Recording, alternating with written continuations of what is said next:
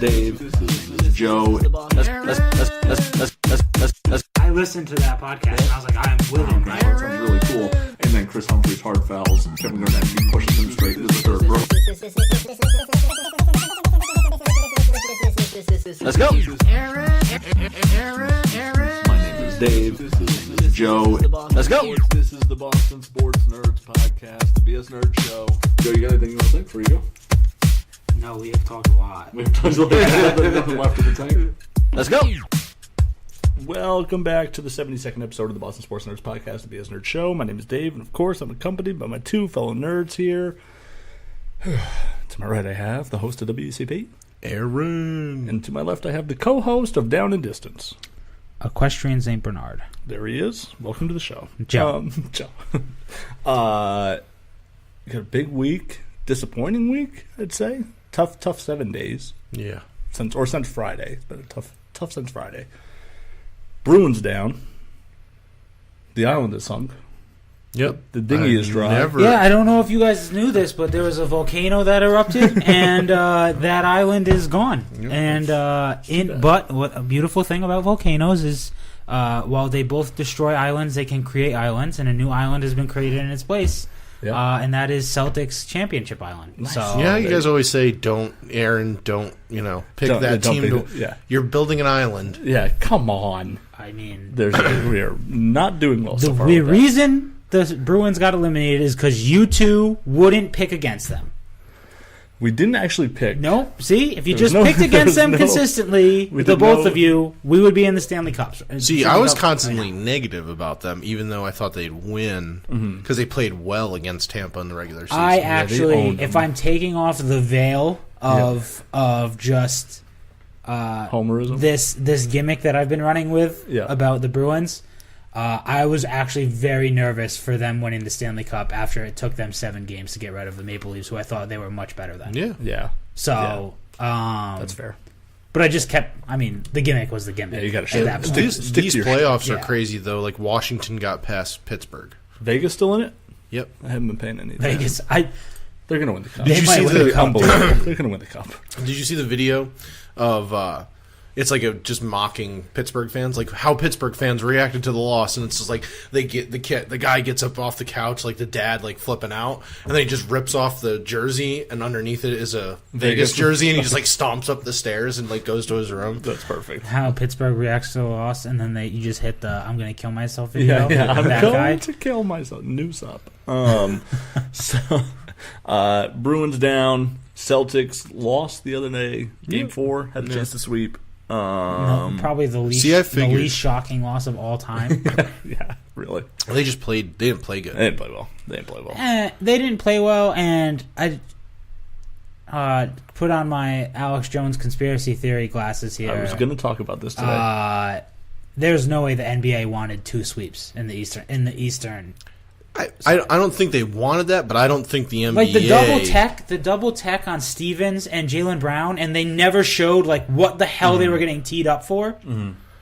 Well, then maybe this is why Brad Stevens isn't going to win Coach of the Year. They never, they never even talked about what they got teed up for. They never showed it. They were just like, oh, there's a tee on Jaylen Brown. So I was listening to some people... There's a tee on Brad Stevens. Talking about is the sky falling for the Celtics. Like, oh no, like is the NBA going to really influence this I'm not worried about that.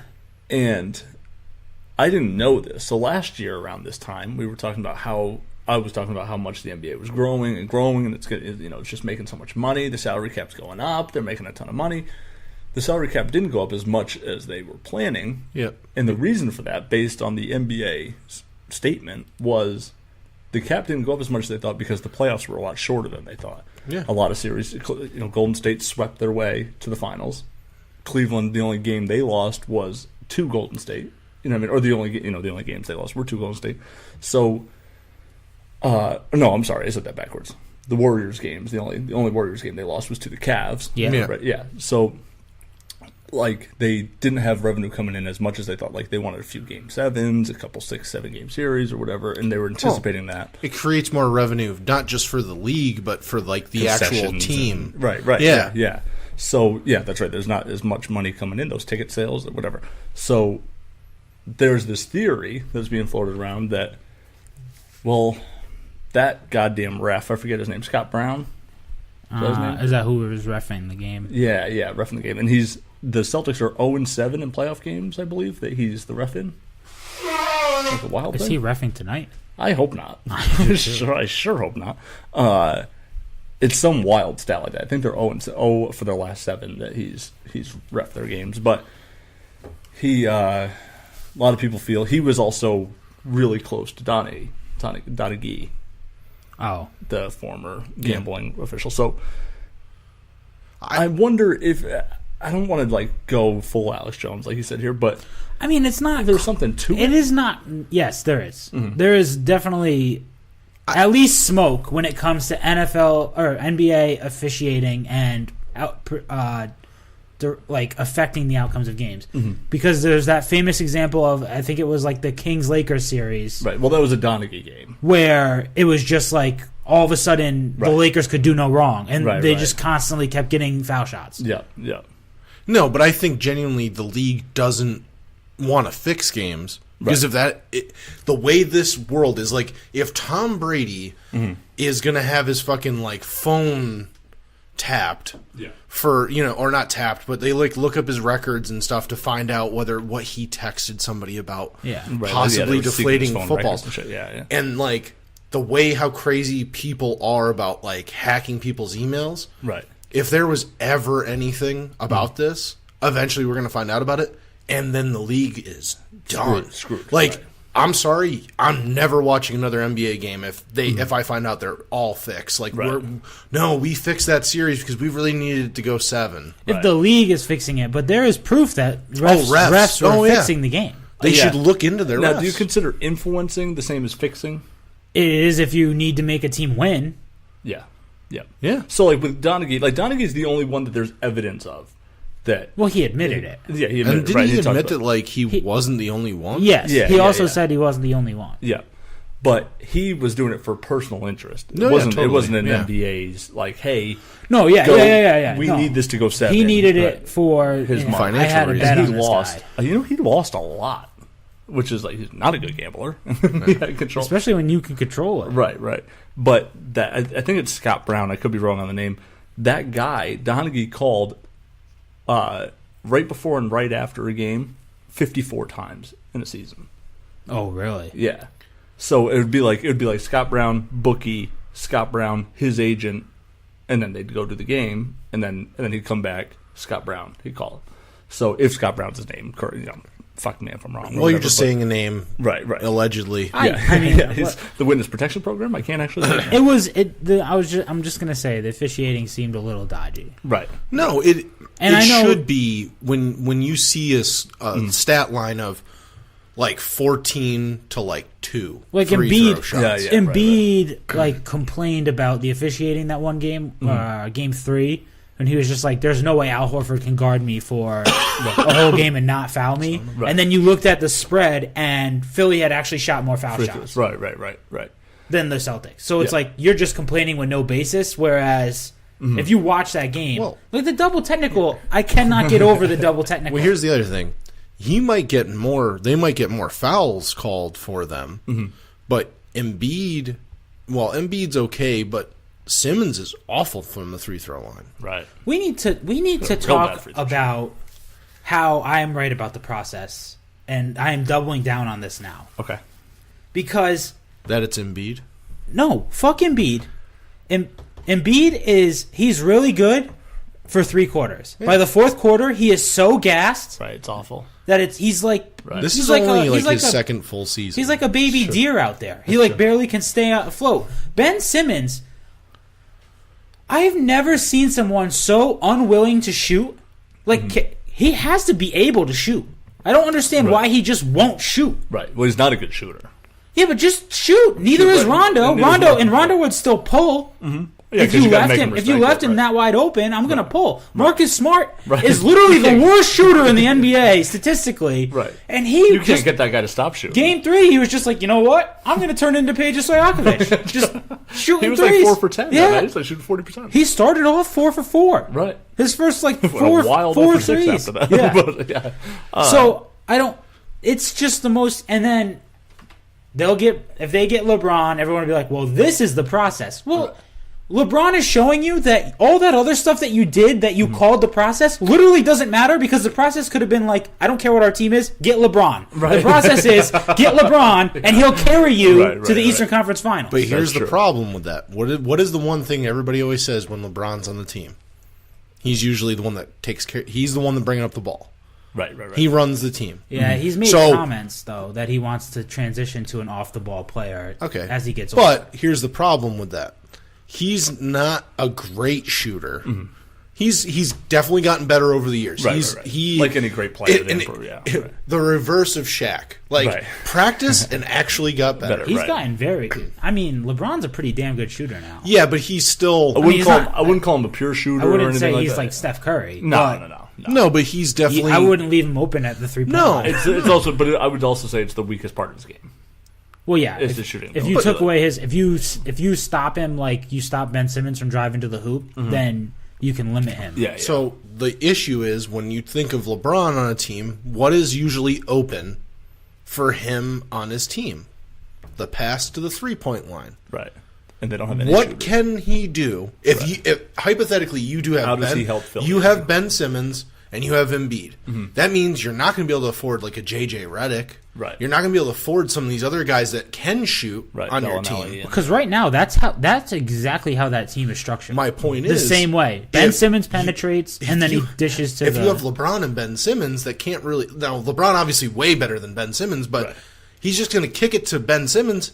Ben Simmons is going to kick it back to him. Go, you take the shot. I can't shoot. You take it. It's like that meme with Spider-Man. Yeah. Like the two Spider-Men and they point at each other. Yeah, right. It's like Ben Simmons and LeBron are like... just like, hey, come on. Yeah. No, but that's the point. Like, that wouldn't work unless you had lights-out three-point shooters on that team. If you took like 20-year-old LeBron and Ben Simmons, and it's literally they're literally the same person. Like, right. That's true. The Sixers need shooting. That's their thing. They need shooting. They have it right now. They do and they don't. I'm sorry, J.J. Redick's one of the best shooters in the league right now. Well, Bellinelli that's what he's known really for. That's what I'm saying. But they have guys that do that. Ilyasova is a big guy do they not have the douchiest white guys? The worst. The douchiest looking white guy. That is worse. Like J.J. Redick's all right, but Ilyasova and Bellinelli and Sarek has the most punchable face in the world. I've never seen someone with a face that you just want to punch more than Dario Saric. You want to go down that road? You know how like we always talk about the finger wave of Mutombo. I at least like listening to Mutombo talk. Like it's not horrible to listen to. Right. And he usually tries to stick to very like Embiid thinks he's fucking LeBron James talking, very elegantly about basketball, and I'm like, stop talking, you're awful. Stop, your English isn't that good. Right. Stop talking. Yeah. Hard to listen to. Embiid will be fine when it comes to that. Mutombo was like that early. Yeah, but here's the difference. I don't think Mutombo was like, listen, let's talk for 25 minutes. Right. Mutombo's like... Embiid's like, but Mutombo's... Yeah, I know. But Mutombo's like, listen, I know I can't do this, so let's just talk about how I blocked 3 shots. I have not been impressed with the process in this, even with the win. Yeah, right now the Celtics lineup is younger than the Sixers. Yeah, as a starting lineup, like when they started the season, the Sixers were younger. I would average age. I'm not even joking. I'm not just talking about this. Like, if Jason Tatum was as crucial to this team's success for the entire season this year as he has been in the playoffs, he wins Rookie of the Year, and it's not even close. Right. But the only reason why you're not going to get that, and I'm not saying that you're wrong, the league, like we talked about before we came on here about Brad Stevens, the league just looks and goes, this guy puts up a triple-double without shooting. Right. He gets Rookie of the Year, even though he's not a rookie. He should get Let's a knock. Give him Rookie of the Year. Right. He should get a knock against him for not being able to shoot. But they're not going to. I literally trust Jason Tatum. If Brad Stevens was smart, he would go, every play until they stop it, we're going to run ISO with Jason Tatum. Right. Because he is unguardable. Right. ISO situation. He is the DIY basketball He's player. literally, he's Carmelo Anthony, but better at a younger age. I honestly think he's better at a younger age. And he can play defense. Right. That's what I mean. He does everything. He's Carmelo Anthony and not without being as lazy. That was me. That's true. No, Tatum's filthy. I think Tatum's filthy. But what I was going to say is that the Sixers are technically older right now with the guys that are playing in this series. Yeah. And they look wildly younger. I'm so over their head in the moment. Yeah. Like Game 3, yeah. the inbound passes that just got away from them, and they had that game won. They should have won that game. The Ben Simmons give and go where he just was supposed to curl, and he went to the basket, and they just threw the ball right to no one, right out of bounds. I'm like, oh, this team is fucking falling apart. Like, they just look like they unraveled, which is okay. You're a playoff team in a big spot, and it's, your first home game of the second round. And I think Boston's getting in their head, too, because... Did you see the Marcus Morris? Yeah, you can see it. I was about to lead to that. You can see it with how talkative Philly is when they started to win. Right. Like, that fourth game, yeah, they were like... They get their lead, and they start trash talking. Braggadocious and shit, yeah. And even if you watch the fourth quarter of that game, Boston just keeps missing threes. Mm-hmm. Philly did everything in their power to try and blow that game. Right. Because yeah, Boston goes down, wide open three, just doesn't make the shot. Just cold, yeah. Philly comes down, turns the ball over. Boston comes back, misses a wide open three again. Just like, if they hit those threes, this game's it's a sweep. Right. Yeah, that's true. I think the Sixers are in way over their head. I do think they're a good team. I think they will be a really good team going forward. If they have LeBron or not, I think. Fuck them. Really, I think the guy that they should make a run at would be Klay Thompson. Yeah, that's the free agent. Paul George. I was going to say Paul George because he just fits their style. Kevin Durant.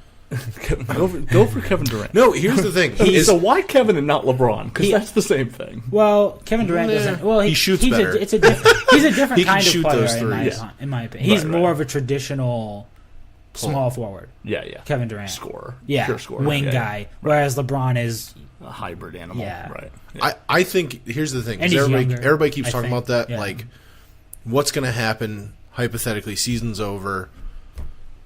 Either the Celtics or the Cavs go to the series, and whatever happens, LeBron decides to leave for Philly. Right.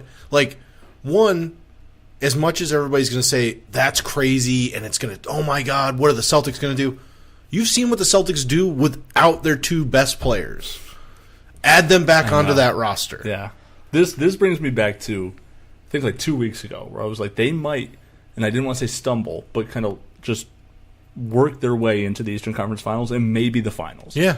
Now, Toronto is so bad against Cleveland that Toronto made Cleveland good again. Yep. It wasn't just LeBron. Kevin Love started getting his swag back. They were able to play well. The other guys were starting to play pulled out of the game, by the way? Rodney Hood. Rodney Hood, he got pulled out of the game. And then he refused to come back into the game. for garbage time. Yeah. Yeah. I want to stay woke on Cleveland, though. Yeah.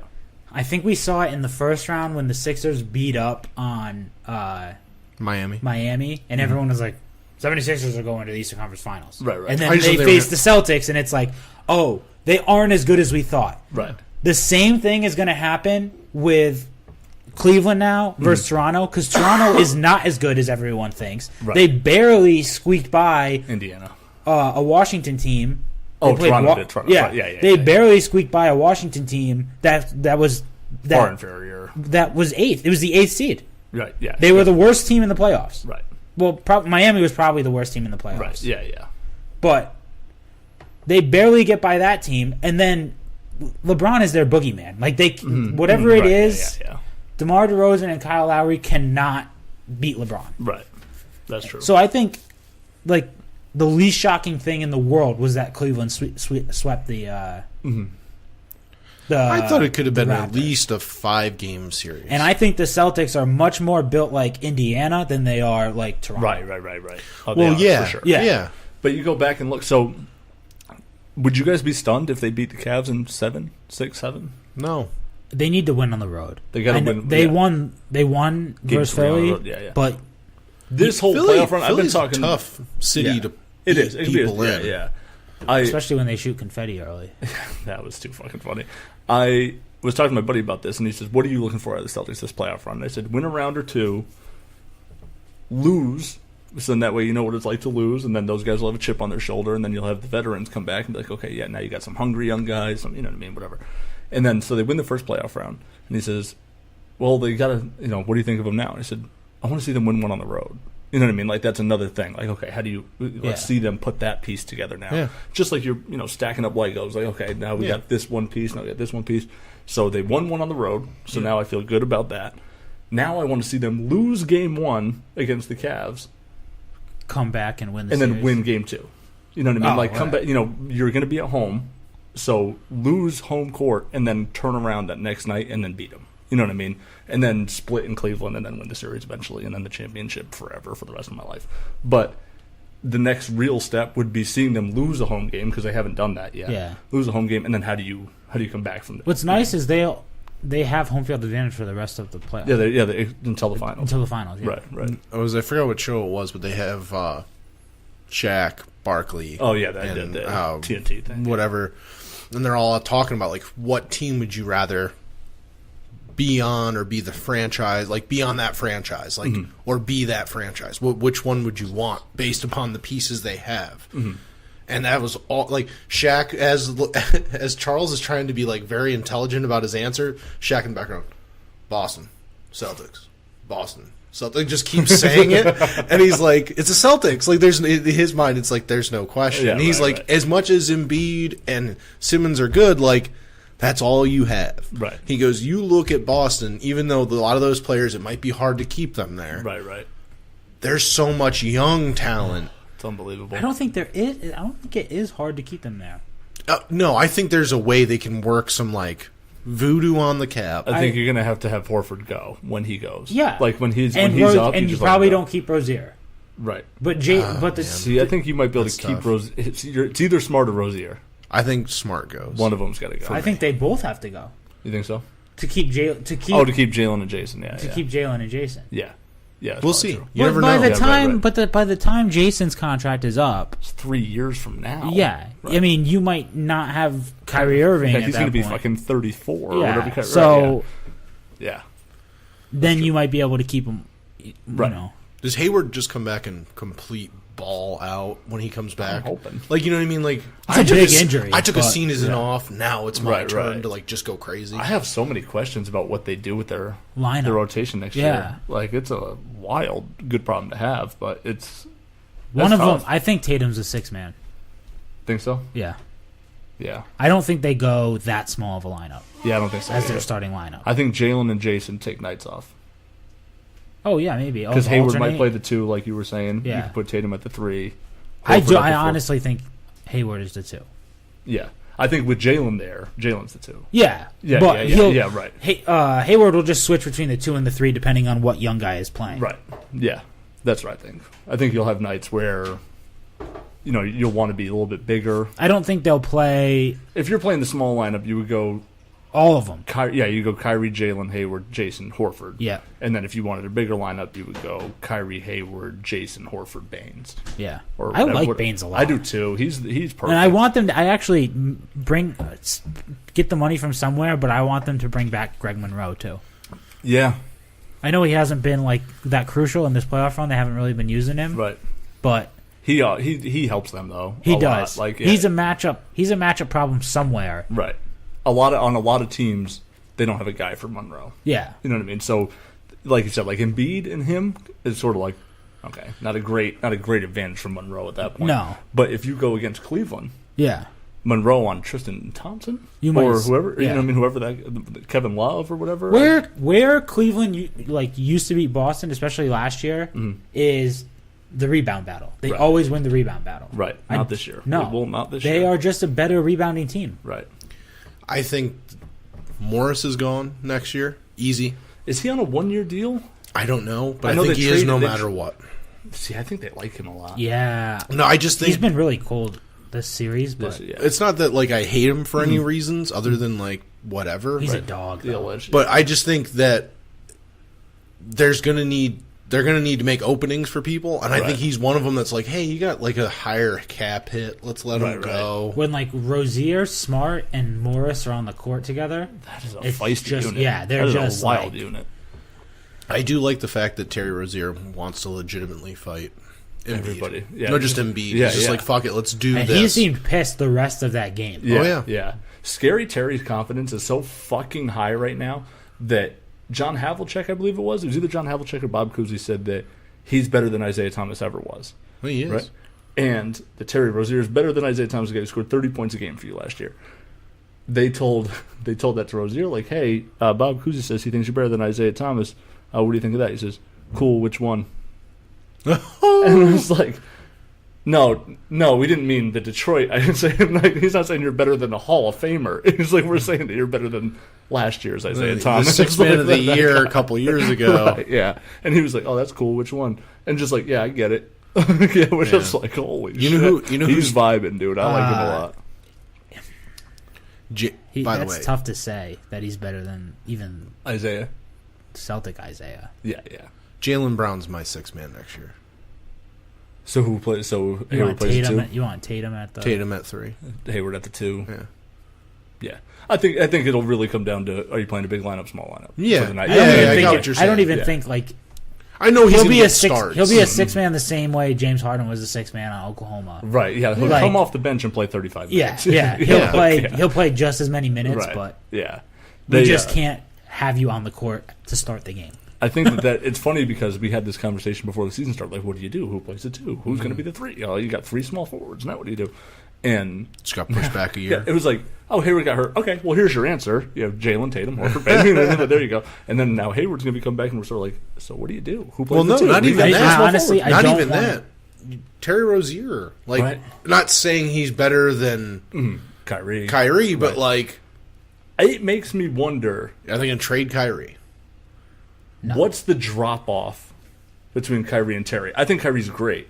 It's significant in my mind. Significant, but if they get to the NBA Finals without him, I think what's the difference? You know what I mean? Like, do you really the difference need is Kyrie the difference there? is they beat Milwaukee in 5 and not in 7. Okay, and they but beat still and they won. sweep Philly. Right. See, here's the difference, though. I don't know that. No, I'm I not do saying because the drop off between Terry Rozier and Kyrie Irving is Terry Rozier is not Terry Rozier on the road. Kyrie Irving is Right, Kyrie on the Irving road. everywhere.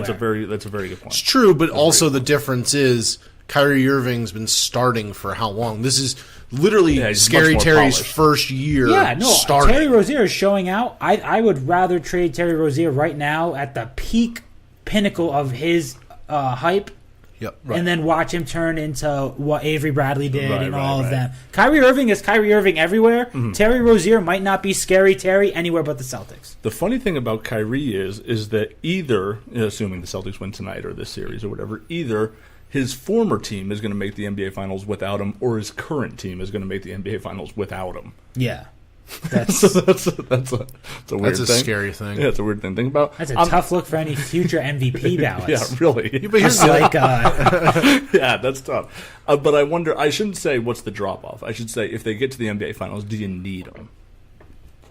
Like, what's the need for Kyrie if you were 2 games away from If winning a you championship? have to say you without make him? it to the finals and hypothetically you win 1 Right, well, yeah. in the finals, you How look at much- it and go, "We got Hayward." Like, and that's why we have Hayward, right. Yeah. Well, here's my other thing: is like you have the abundancy of, to be honest with you, 2 and 3 guards. All right. 2s and 3s. I know where to take this. You trade Hayward, Yeah, you could do that. How good do you think that? and then you just make Rozier your 2. How good if the Patriots never trade I Jimmy like Garoppolo that. away? How good do you think the Pats are Jimmy Garoppolo as their starting quarterback? I think they're like they were with Castle. With Jimmy So Garoppolo? if they don't 10 and 6. So again, they don't trade him, and then let's say next year Brady tears ACL. Brady, and Brady just doesn't play, or he Uh, retires, or whatever. Where do you think the Pats are with Jimmy Garoppolo? probably AFC Championship AFC Championship. Yeah. Where are they with Tom Brady? in the Super Bowl. All right. What's your confidence level in the Celtics with Terry Rozier beating the Golden State Warriors for a championship? I actually, in a weird way, I think he helps them. Do you think it's higher than with Kyrie Irving there? I think in a certain element of the game, yes, because in a vacuum, no. I don't think their odds are higher.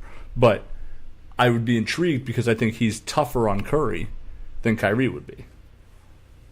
Yeah, I guess. So But I think I think Kyrie is going to be the more consistent scorer right. on the road in Oracle, and especially in Oracle, because that's Kyrie's. That's a madhouse. Yeah. Right, absolutely. on the road, and then you're gonna hold court in Boston. So it's like I like that point a lot because that's why I keep. My buddy was like, "You said that Rozier's good." I'm like, "He's really good."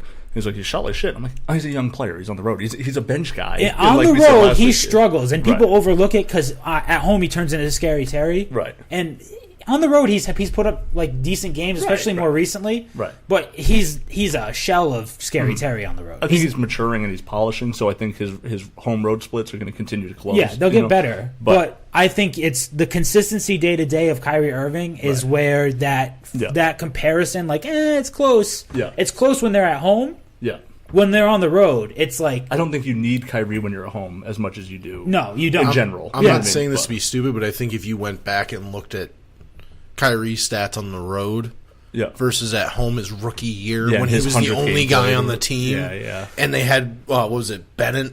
Yeah, was their other first round? Bennett. Anthony Bennett, that awful player. Yeah. That couldn't even make the main squad for the fucking Celtics. I mean, Terry Rozier is like a year removed from the G League. Yeah. He was in the G League at the start of last year. Right. But that's I was going to say most of last year. Here's what I think it is. How tall is Terry Rozier? 6'2". Okay, so he's at least he's not small. Right, he's a point guard. He's a point guard. Right. But like we were talking about how like comparing him to like Isaiah, young Isaiah. Right. Yeah. And basically, in this league, there tends to be that guy like a Nate Robinson, an Isaiah Thomas, Terry Rozier. Right. Just Spud a Webb, smaller Mosey guy goes out there and just balls. Yeah. People love that Terry and fucking fall in love with it. I'm not saying I'm falling in love with it. I just think he's really good. And to just say, I'd rather keep Smart. Like, Smart, yes, does a lot for you defensively, but offensively is such a, like, it's one of those. I'd rather have a defensive center that gives you 3 blocks a game and fucking 20 rebounds and 0 points because he's just super focused on not letting anybody get rebounds. I just think I would rather have Terry Rozier too. I just think Terry Rozier is going to end up traded away because his value is at an all-time high. his value is so much higher than Marcus Smart's. Right. But what are you going to get back for him? You can fit him, like you're going to need a lot back. But that's the thing. Like I'm not saying that to be stupid, but like they've done that. Right. Go out and get something that's going to help this team. I'm not saying you can't go out and get something that's going to help the team, but what do you need on this team that you already don't like? You already have. Well, that's the thing. I don't think they have holes, really. That's what I'm saying. Like, trading him to get something, like, but then, are you planning on, like, okay, well, in 2 years, but the only reason I say I'm not trying to make a joke with Len Bias. I totally the idea of Len Bias. I get what you're saying. You're still winning this. To get the guy that's going to come in as those guys age themselves out, and that way you just don't have a down year. They had Len Bias. They had Reggie Lewis. Like they had contingency plans, and they just didn't work out. Well, they passed away. Yeah, they died. But I thought you were saying just like, what are you going to do? Len by like you're just going to have a guy that dies. No, but I think you're right. But like, it's you the same idea. Well, without the dying. But unless you're going to get, in lack of a better word, like an Embiid to replace Horford, right? What are you really going to do with those guys? Like drafting more and more 2 and 3 threes and a guy that can kind of play 4. Like that might not be what they draft. I don't think. Yeah, I don't know how the draft falls in the future. That's all they can draft well. Other than like one point guard here and there. I just think that they've been taking the best player available, and so far they just happen to be wing players. What they needed was a scorer every time they've drafted Tatum and Jalen. Yeah. So I don't think that's necessarily fair to say. I mean, the same guy that drafted Kendrick Perkins. Yeah, you know what I mean, and Glenn Davis, who helped you for a while. See, Perkins to me is I love. That's what you want, right? I want that center that just rebounds, and plays defense. I think they have that right now. In Baines. Right. Yes, right. So once again, hits an occasional 3. Right. Yeah, but he's got that corner shot. They turned him into like a 3-point shooter overnight because they're like, we need to get him beat out of the paint somehow. Right. You're going to lock yourself in the gym and learn how to shoot a corner 3. He can shoot that 3. He's got it. He's got that game. No, I get what you're saying. But I would say there's a really good example of a team that, like the Patriots, we just have a lot of picks and we're going to keep building towards the future. I'm trying to think, who would it be? Like the Boston Celtics Like, they got rid of everything they needed, acquired all picks, had a fucking scrub squad, and then now we're facing the Eastern Conference Finals. You know what I mean? So I would just say, hey, Danny, from 5 years ago, that's why you could trade Rozier for a bunch of picks. You know where there's holes on the roster? Like, you get a guy who can replace Shane Larkin, who's a rookie. So you draft with one of those picks that you have, a point guard who can step in now into that Shane Larkin role, and then down the line can become your next Terry Rozier or Marcus Smart or whatever. You draft a guy like Gershon Yabusele or whatever, who's going to give you bench minutes now, and then eventually might find himself a starting role when they let go of Marcus Morris or Greg Monroe. Because Yabusele is giving you good minutes. Yabusele, whatever. I say Yabusele. You say D'Amato. But he's giving you some decent minutes. Same with Semi Ojeleye. Guarding Giannis and right. So, but see, those guys, to me, like you said, they're going to be great bench players. I think I was talking about Semi actually next year. You were, like I think next year those guys are going to be the guys that when we talk about like, man, like just when those guys come on, like when Tatum comes off the court, you don't fall off. Right. So I think that's why you. But that's why you need to get them again. Because everyone continues to move out. You know what I mean? It's just I got you. And the whole Horford thing, like he's one of those guys. What I would do, I want to thank him politely. Thank you so much for your effort. No, not even that. Just thank him politely to like you and like Isaiah created this culture of like you can go to Boston and win. Like the real guys to do that is to go up to Paul Pierce and be like, thanks for sticking it out as long as you did, and then you were able to get trade for guys to play with. And then Kevin embracing and then mirroring Celtic pride again out into the NBA world. Yeah, but I also think like Al Horford, like what I was talking about earlier, like I hate listening to Embiid talk. Al Horford. Oh, he's easy on the ears. Very nice to listen to. He is easy on the ears. He can read me his book and I will go to sleep. Like he is very elegant, very he is what I want every player in Boston to be like. Yes. Yes, very much so. Yeah. But I also want them all to be like that, just like it's really well spoken. Remember how I was like, I instantly thought to myself after listening to him talk in his most recent interview, and they were like talking to him, and I'm like, man, then I gave this guy crap for like wanting to take time off to go like see his kid born. I was like, I can't get mad at that. Like, look at this guy. We should really get a Ninja Turtle T-shirt with Al Horford's face as Leonardo, Jalen as like Michelangelo, or who's the Donatello. Jalen will be Donatello. Jason will be Michelangelo because he's the youngest. Yeah. And Kyrie can be Rozier would be Raphael, and Rozier will be the other guy with the mask on. Oh yeah. Casey Jones. There you go. I like. Because he has the scary Terry. He has the scary Terry mask. Scary Terry. You know, but see, here's the problem. Didn't what's his name wear it for most of the season this year? Embiid? No.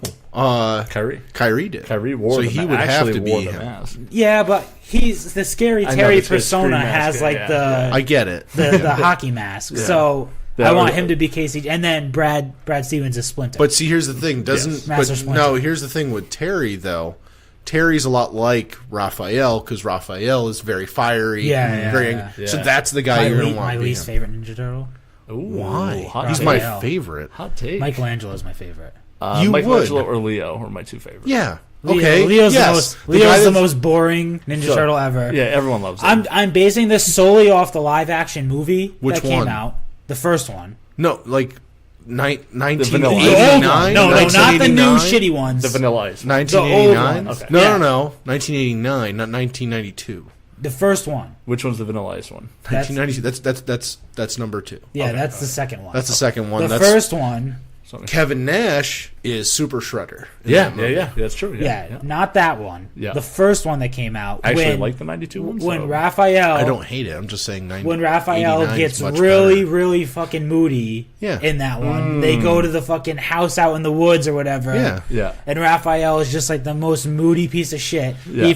That forever shaped me as like, I hate Raphael. I hate this guy. Yeah, but then he gets angry and fucks everybody up. He does fuck everyone up in that movie. And he has like the dumbest. Yeah, I hate his thing. Yeah, dumbest weapon. He also has the worst weapon. The sai. I would take the Donatello stick. like the staff over the yeah. sigh. Yeah, right. Size, pretty, but it's bad. more elegant. Yeah. Fuck Elegance. That's the buzzword. Donatello. I think that's the name of the episode, by the way. Fuck Elegance. Donatello was the best turtle in the video game because he had the longest reach. Right. Yes. He could do that sweep and fuck everyone up. Absolutely. So true. I'm dying over Well, here. this has been our video game session right here. Video game / TMNT live action Comics. review. Comics. But I think they trade Terry Rozier for like a pick to That's a gonna hurt. team. That's gonna hurt. That's gonna be like when Isaiah got traded and he was like, He's they're forever gonna be gonna- mad as fuck. Like they're gonna be mad as fuck. Terry Rozier is gonna forever be a Boston great Celtic hero here. Right. Yeah. He'll get cheered here every time he comes back. Mm-hmm. Yeah. I was telling Dave before we started the episode is that I watched the documentary about Vince Carter Yeah. when he him coming to Toronto and creating the Toronto Raptors, but making people want to go to Making it a Toronto. marquee franchise. Pinstripe unis. Yeah. Those are awesome. Yeah. And he just same situation, but the exact opposite. Like he gave all those years of himself to that team, and then when he got traded and then had to go back and play in a Knicks uniform or a Nets uniform, he got booed every time until 5 years after that. Yeah, that won't happen with Terry Rozier. No. He's going to be cheered. I think Isaiah Thomas, if he never cried Yeah, about kinda getting spoiled his himself. he wanted his I think tribute video. Isaiah Thomas will still get cheered here. He will get cheered, but he's kind of worn out his welcome a little bit. Yeah. I think he'll get one big hey, good for you, and then Yeah. after that he'll be whatever. Yeah. It's they're gonna boo him just like everybody else. because he did a lot of talking, Yeah. and it just was dude, we get it, we liked you. You know what No, I mean? no, We not liked even you. that. We appreciate that you liked being in Boston, Right. and you want, but you would if you had liked being in Boston that much, you wouldn't have kept your home in Washington, buddy. Right. You wouldn't still have you would have bought a house or been living in a condo, Right. in Boston, buddy. Yeah. Maybe. I think You that's one c- I of those could weird Aaron takes. Where it's No, I'm not. I'm just saying, when they say somebody that's just all when Yeah, they talk about what's his name, Hill there for the Patriots, Jeremy Hill. Jeremy Hill. As soon as he got the phone call, he was on a plane to Boston. Right, yeah. Fuck it, I'm gone. Right. I am there. Fuck Cincinnati. Goodbye. Too bad he's going to be cut. But that's my point. Is a guy like that. Right. Yeah, by all that. I could see Terry Rozier ending up on the Knicks. I don't want that though. Like I a want him to Knicks- go somewhere yeah. I would love that. Take those picks. Yeah, that's what I mean. He's Take going to those go to a picks. team Yeah, that but needs with to him- rebuild. Yeah, but that with think him, they think they're getting a young. Oh, they got Porzingis coming back too. So You know what I saying mean? him They and- need a point guard. Right. I'll take a young point guard. We'll take a shot on a young point guard who's Right. played Scary good. Terry and the Dingus back there. Who's played, and you know what the new head coach of the Knicks is? Our boy. Who? Take that for data. Take that for data. David Oh, he is? Fisdale is He the is new it? head coach of the Yeah. Knicks. No, well, I don't want to root for them, but I'm Right. rooting for him. You take that So for that. that you know what I mean. You get a young Yeah. point guard who's played well against top It's a young competition. team in general. You pair him with a guy Coach included. like the unicorn. Mm-hmm. A lot of people said. Porzingis. A lot of people The said that Dingus. LeBron would go solely on the fact that Fizdale's there. Yeah, he does like Fisdale. because he Those totally Fisdale up. doubled down on Twitter about how they did his boy wrong, Right. And then when he got a new job, he wasn't like, "Yay!" He Right, was just right. Fuck LeBron. He Yeah. says that shit, and then yeah. they The biggest coach killer in the league. yeah he Well, I was he gonna got say- his guy. So He got the Hood- dude Blatt fired. Well, I was going to say, here's the when thing. he had a winning season, I think there's as much best as record in basketball. as much as everybody's like, "Oh, as soon as they got rid of Isaiah and all these other things, the team's totally mentally turned around." No. Did you see Hood Yeah, getting right. into it and then not refusing to go back into the game? Yeah, the And NBA they were is like- looking into it too. Well, they said to it, they were like, "Oh, well, that's a shot on the coach." I'm like, "What coach? Who?" Because Right. that's LeBron James's team. If he's Right, telling right. LeBron to go fuck himself, I'm not going back in there. Take that for data. That guy Right. doesn't deserve to have LeBron take over his fucking team. That's Right, bullshit. right. That's bullshit to me. I agree with you. I do agree with you there. It'll be interesting to see what happens. I just really want the Celtics to take care of business tonight. Yeah, And I then, think they have the. I think they'll win. What pick do they? They have the Laker pick, but it's 2 through 5 protected. they'll only get it if it's 2 through 5. Yeah. It's protected outside of Yeah, that. yeah. So it has to be 2 through 5, which isn't likely. I think they have like the 8th worst record, so they'd really have to hit the lottery to get in there. But here's my thing. But then it becomes the Kings pick. Yeah, but that's number 1 protected. Yeah, but the Kings are bad. Right. So if you get the 2nd or 3rd, Well, that's what I was going to say. It's a chance at probably a top number 5 2, pick. top 5 pick. Yeah. So I was going to say, so if they don't, I was like, in my head, I'm like, oh, so if they don't get a top 5 pick, they're like, yeah, you get the fucking 20th. Right. Like, yeah, what yeah. do they get if they don't get the top 5? Yeah, it turns into Memphis's pick next year. Okay. So because like L.A. or the Sixers had Memphis's pick from a trade before. No. Or not Memphis's, Sacramento's. And then It's a Lakers pick now. Yeah. And then it's Sacramento's next year, and Right. then it's Memphis's? No, I didn't mean Memphis. I was saying the wrong name. Oh, Sacramento. Yeah, the Sixers had L.A. pick this year. Yeah. And the Kings pick next year. Yeah. Real dumb, by the way. They should have just kept it. What? They should have kept the 3rd pick in the draft Yeah. and kept the Lakers and Kings pick. Yeah, I don't know what they were. Like, That's the process. When you really think about it, they could have had. Tatum. Yeah, but I think the Celtics were going to take Tatum. I think they just take him at 1 no matter what. I think they were going to take him. Yeah. And I think they knew that the Sixers weren't. Yeah. So they were able to just like, hey, we're going to get our guy and an asset. Yeah, You know yeah, what I mean? yeah. But they probably could have got Lonzo Ball if they wanted. Oh, yeah, he went 2. I was going to He say, went 2. who went in between Tatum and Fultz? It was Lonzo Ball. So they could have got Lonzo Ball. So they could have had Lonzo and Simmons together. That would have been a wild backcourt. That would have been really, really good. Yeah, 2 guys who don't want to shoot the ball. It's also true, but pure. Well, yeah, but here's the other thing. The other guy, he's not even playing. Right, Fultz can't even get. He's healthy. That's another He's a fucking. I was gonna say that, Spider-Man pointing gif Right. or meme with Lonzo Ball and Ben Simmons. They just pass the ball back and forth to each other, never shoot. Hey, we got a bunch of rebounds. Yeah. Could you imagine him? Fultz can't get on the court. Yeah, Can you no. imagine that? That is crazy. I'm Number not saying one he's pick in the not gonna draft. be a I good actually player. don't know why they haven't tried playing him. He wasn't that good. He I wasn't know, good. but they did play him towards the end of when the year. you're in Philly, you're down 3-0. And obviously, Yeah. it's not working. Right. Why not at least get him some minutes and Right. see, like, Well, they won the game though. if he can score a basket Right. or, Yeah. get some confidence in the If playoffs. if it becomes garbage time tonight, Fultz should be out there. Yeah. You know Yeah, but I'm what does saying? that Like, do then- for him? Like, if it's Yeah, garbage? no, I think you just get to see it. You know what I mean? Kind of get to see him in I just think, like... on the court. Yeah. It'll be easy buckets. Like, okay, you got past me. All right, go ahead. You need to There's your he layup. needs to get confidence somewhere because I don't think it's real it's bad. an ability thing. It's just a mental thing. Crazy. Yeah, it's like he had that injury. His shoulder fucked him up. He has the yips. And then he's got the yips. Wouldn't that be incredible if he never played a game in the NBA again? And it's I like mean, Danny the Ainge yips does it suck. again. The yips have the yips We avoided Len bias. the yips have fucked people up Fucked bad. all over the place. Yeah. Charles Barkley has legit the worst swing in golf because of the yips. His swing. Mine is so not good. No, yours is all right. Have you ever seen Charles Barkley swing? Yeah. You've seen the video? He's got the... and then he kicks it. You know what that's from? What is that? There's an old tale that he hit a golf ball and it hit someone, and that's what caused it. Yeah. It's bullshit. It's not real. It's just a made up story. But I Yeah. like that story a lot. Right.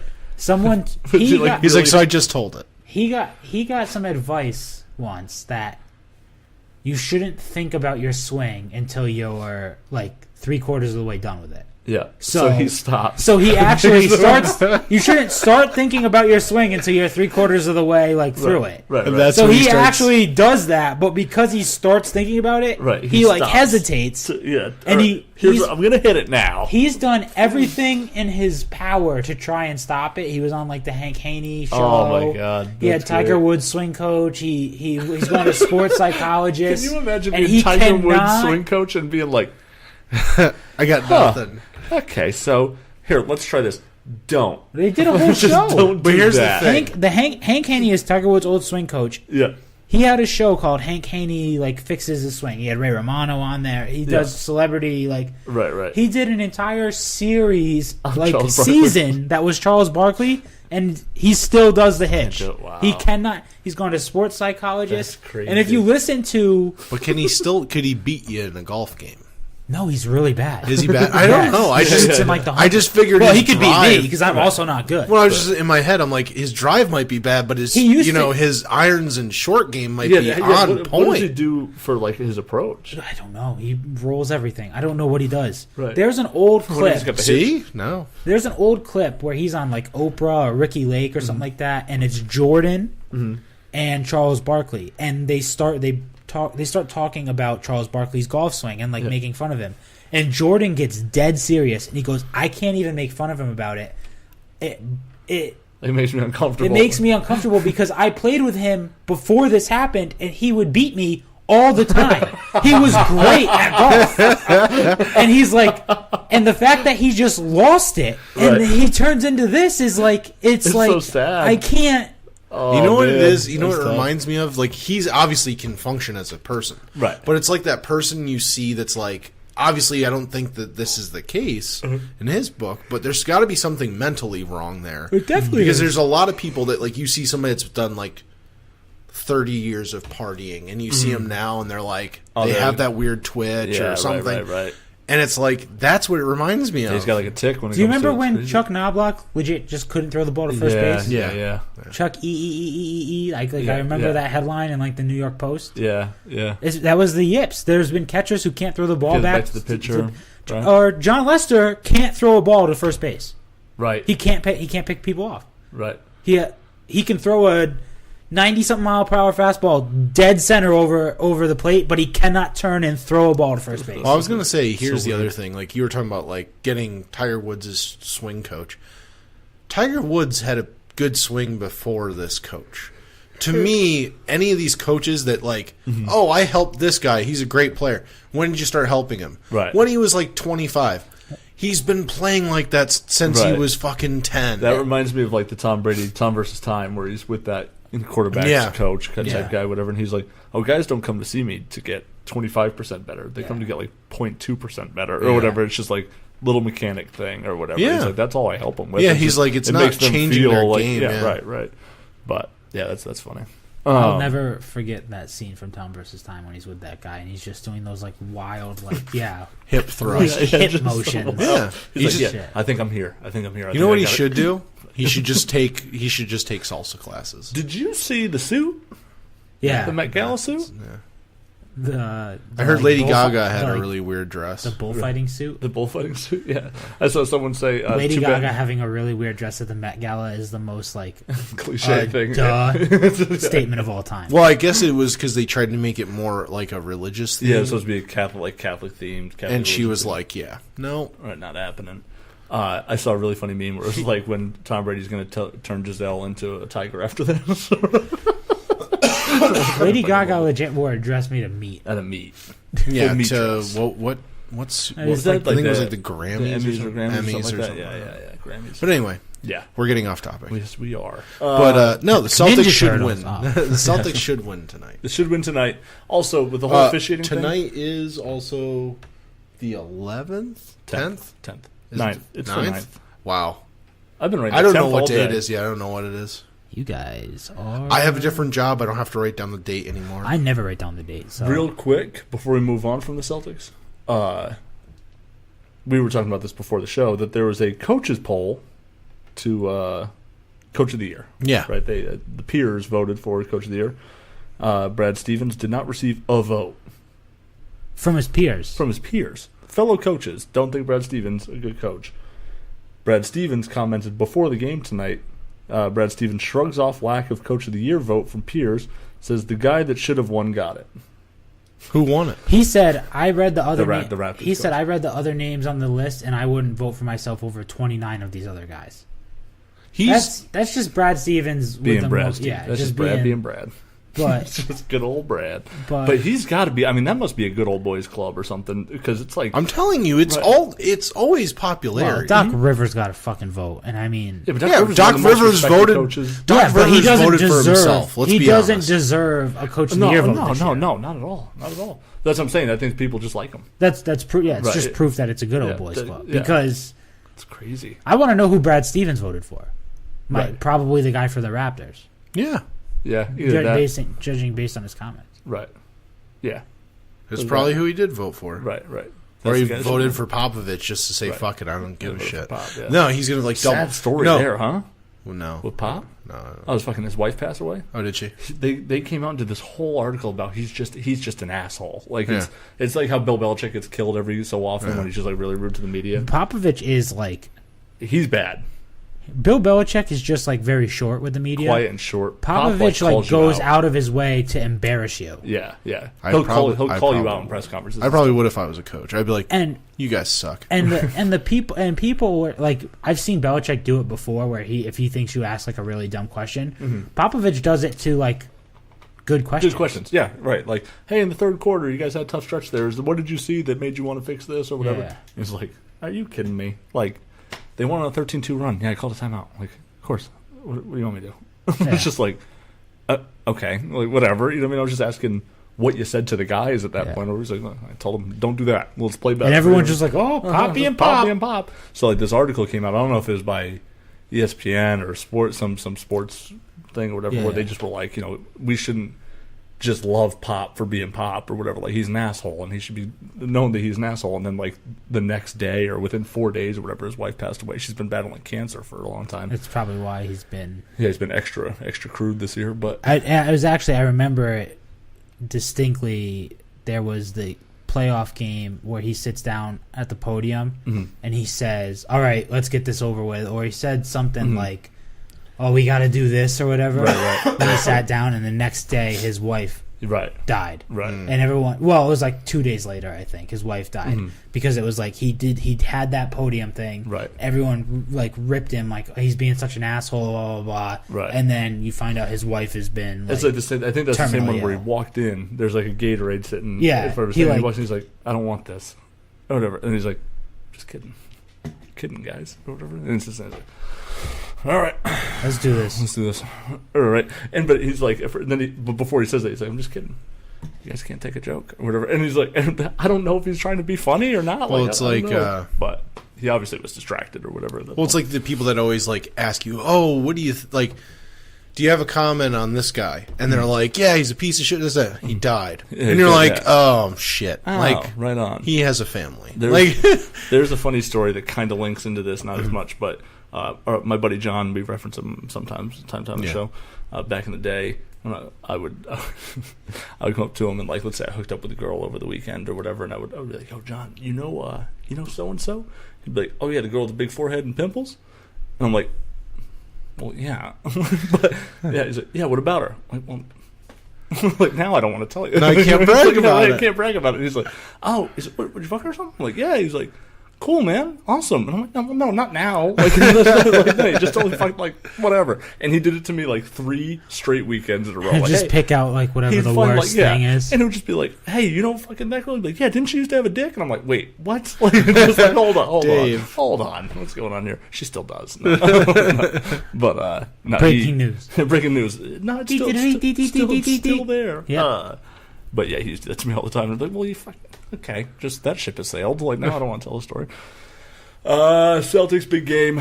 Brad Stevens doesn't get a vote. He just fucking very humbly goes about it. Brad Stevens should have got 20 votes just for the Al Horford play.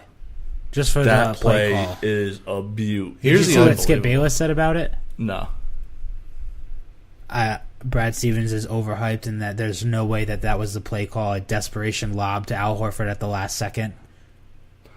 And yeah, they only ran motion to get the big guy out of there. Yeah. It was only a designed isolation with Al Horford in the post. Right, yeah, literally the only guy in the post. Yeah, right. And everyone else, and they got him to switch with a small forward. He was like, it was a panicked lob pass. Right. With like little time left. There's no way that was a designed play call. Here's what I want tonight, just because I want this to like kind of like to feed into Joe's thing too as well, for because he doesn't think Embiid's the process. I also feel tonight if Horford just like I want Horford to have like 35 and fucking 15 with like 10 assists. Like I want him to have a triple double tonight and just be like, you couldn't stop me, Embiid. Right. You just could do nothing. He's had a great series. Just think about it. Average Al. The guy they've referred to as Average Al has pretty much made Embiid eat his lunch. Like just like taking his Embiid. Lunch money, put him in a locker. And same with Giannis. I mean, Giannis scored a lot. Yeah. But Embiid's got his points, but he's been He hasn't been the wrong- reason why they won. He hasn't Right, been right. taking over the game by any means, right. especially not in the fourth when he has to battle Al Horford the whole game. By the fourth quarter, he's just like, I can't do it. I can't do it. Al Horford, as much as I love Jason Tatum, and he's still on that 20-point fucking He's a game incredible, playoff streak that he's on, Yeah. 6 games now or whatever. Al Horford, I think, has been their best player, which is a crazy thing. You know what I mean? Like, he's been the glue guy, Right. at least. yeah. Jason Tatum had one of the coolest moments in the playoffs when he dunked on the guy, and then he said, "You're lucky." Yeah, on Yeah. Embiid. Yeah, Embiid. he said, "You're lucky." right, because you missed the he, dunk. yeah, He yeah, got fouled. Yeah. and missed the ball slipped out Yeah, I his saw hand it. as he threw it. Yeah. And he just turns and he's like, "You got lucky. You got lucky." Or That's whatever he said. fucking. Yeah. Yeah. I'm rock solid right now. because of that. I'm telling you, the Celtics have so much swagger. It's crazy. Like the Terry Rozier. Oh, Yeah. you think you're better than Isaiah Thomas? Oh, cool. Which one? Jesus I Christ. can't. I actually think they take it to the Cavaliers. I think that'll be at least a 6-game series either way. That's what I said about the Sixers. I honestly think I think that Cavaliers team is so not talented, and Boston is talented. Boston is talented, no matter who is on the court. Yes. No matter what Shane they're Larkin, huh? even He's not playing the rest of the playoffs. no matter what they're Oh, he's done. Yeah, shoulder injury. They had who was playing. They called up a guy. Abdel Nader. Yeah. Yeah. That They- fucking clown. Oh Hey, my well, god, he he's was awful. he was in garbage time when Philly had put the game. Like they were yeah, down 10. I'm just points or saying whatever. he is I not think good. is that who it was? Abdel Nader. Yeah, it was Nader. He was Yeah. bringing the ball up. We make the joke that Is he not? Is he like a point forward? He's big. No, he's real a big. small forward. Yeah. real big, He's like yeah. 6. Well, he was I think he's like 6'7", 6'8". he was running the point though. Yeah. Probably was. Yeah.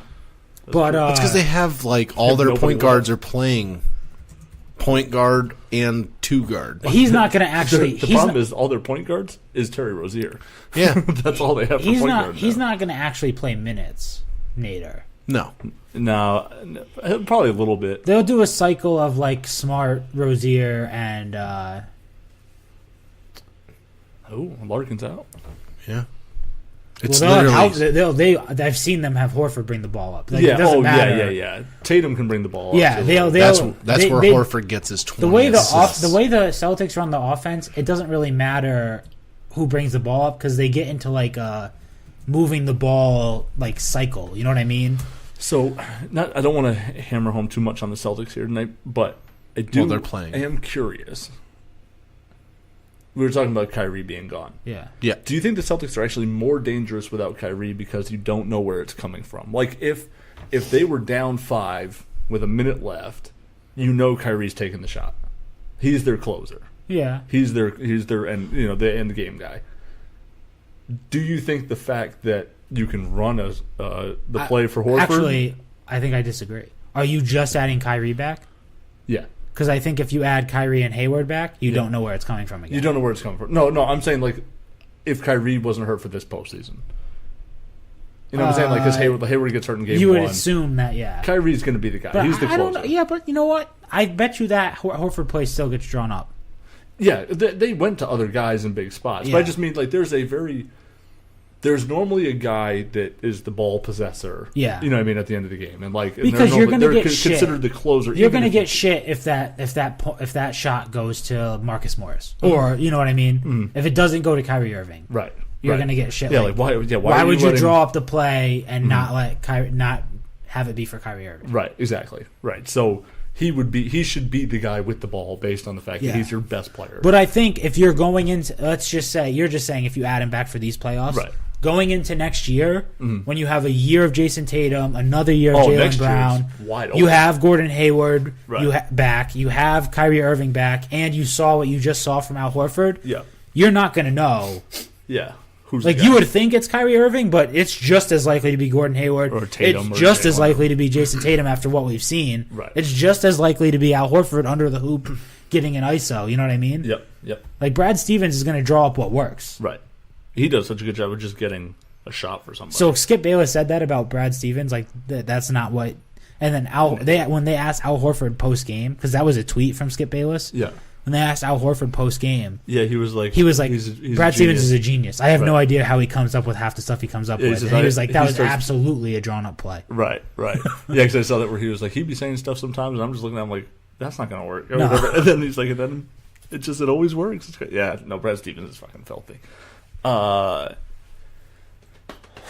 Sox Yankees. It's May. It's May. I know. I kind of feel the same way. I'm like it's NBA and NHL players. The Yankees fans are real hyped up. Super chirpy. Oh yeah. Yeah. Well, it's because they're white hot. Congratulations, you finally caught up. To the Boston Red Sox, after 2 months. Yeah. And you beat us by 1 run with your ace on the mound, and we had our fourth or fifth starter. Right. Yeah. Yep. David Price, carpal tunnel. I saw a crazy report that I don't even know if I can believe. Yeah. That David Price's carpal tunnel is caused from playing too much Fortnite. There was some talk about that he's a big video game guy, and may have hurt himself on the old Was that system. a Jabba Chamberlain thing? Playing who was that? I think it was Jabba. Was it Jabba? Playing Guitar Hero? Yeah, I'm pretty sure that was Jabba Chamberlain. No, Jabba Chamberlain tore his ACL on a trampoline.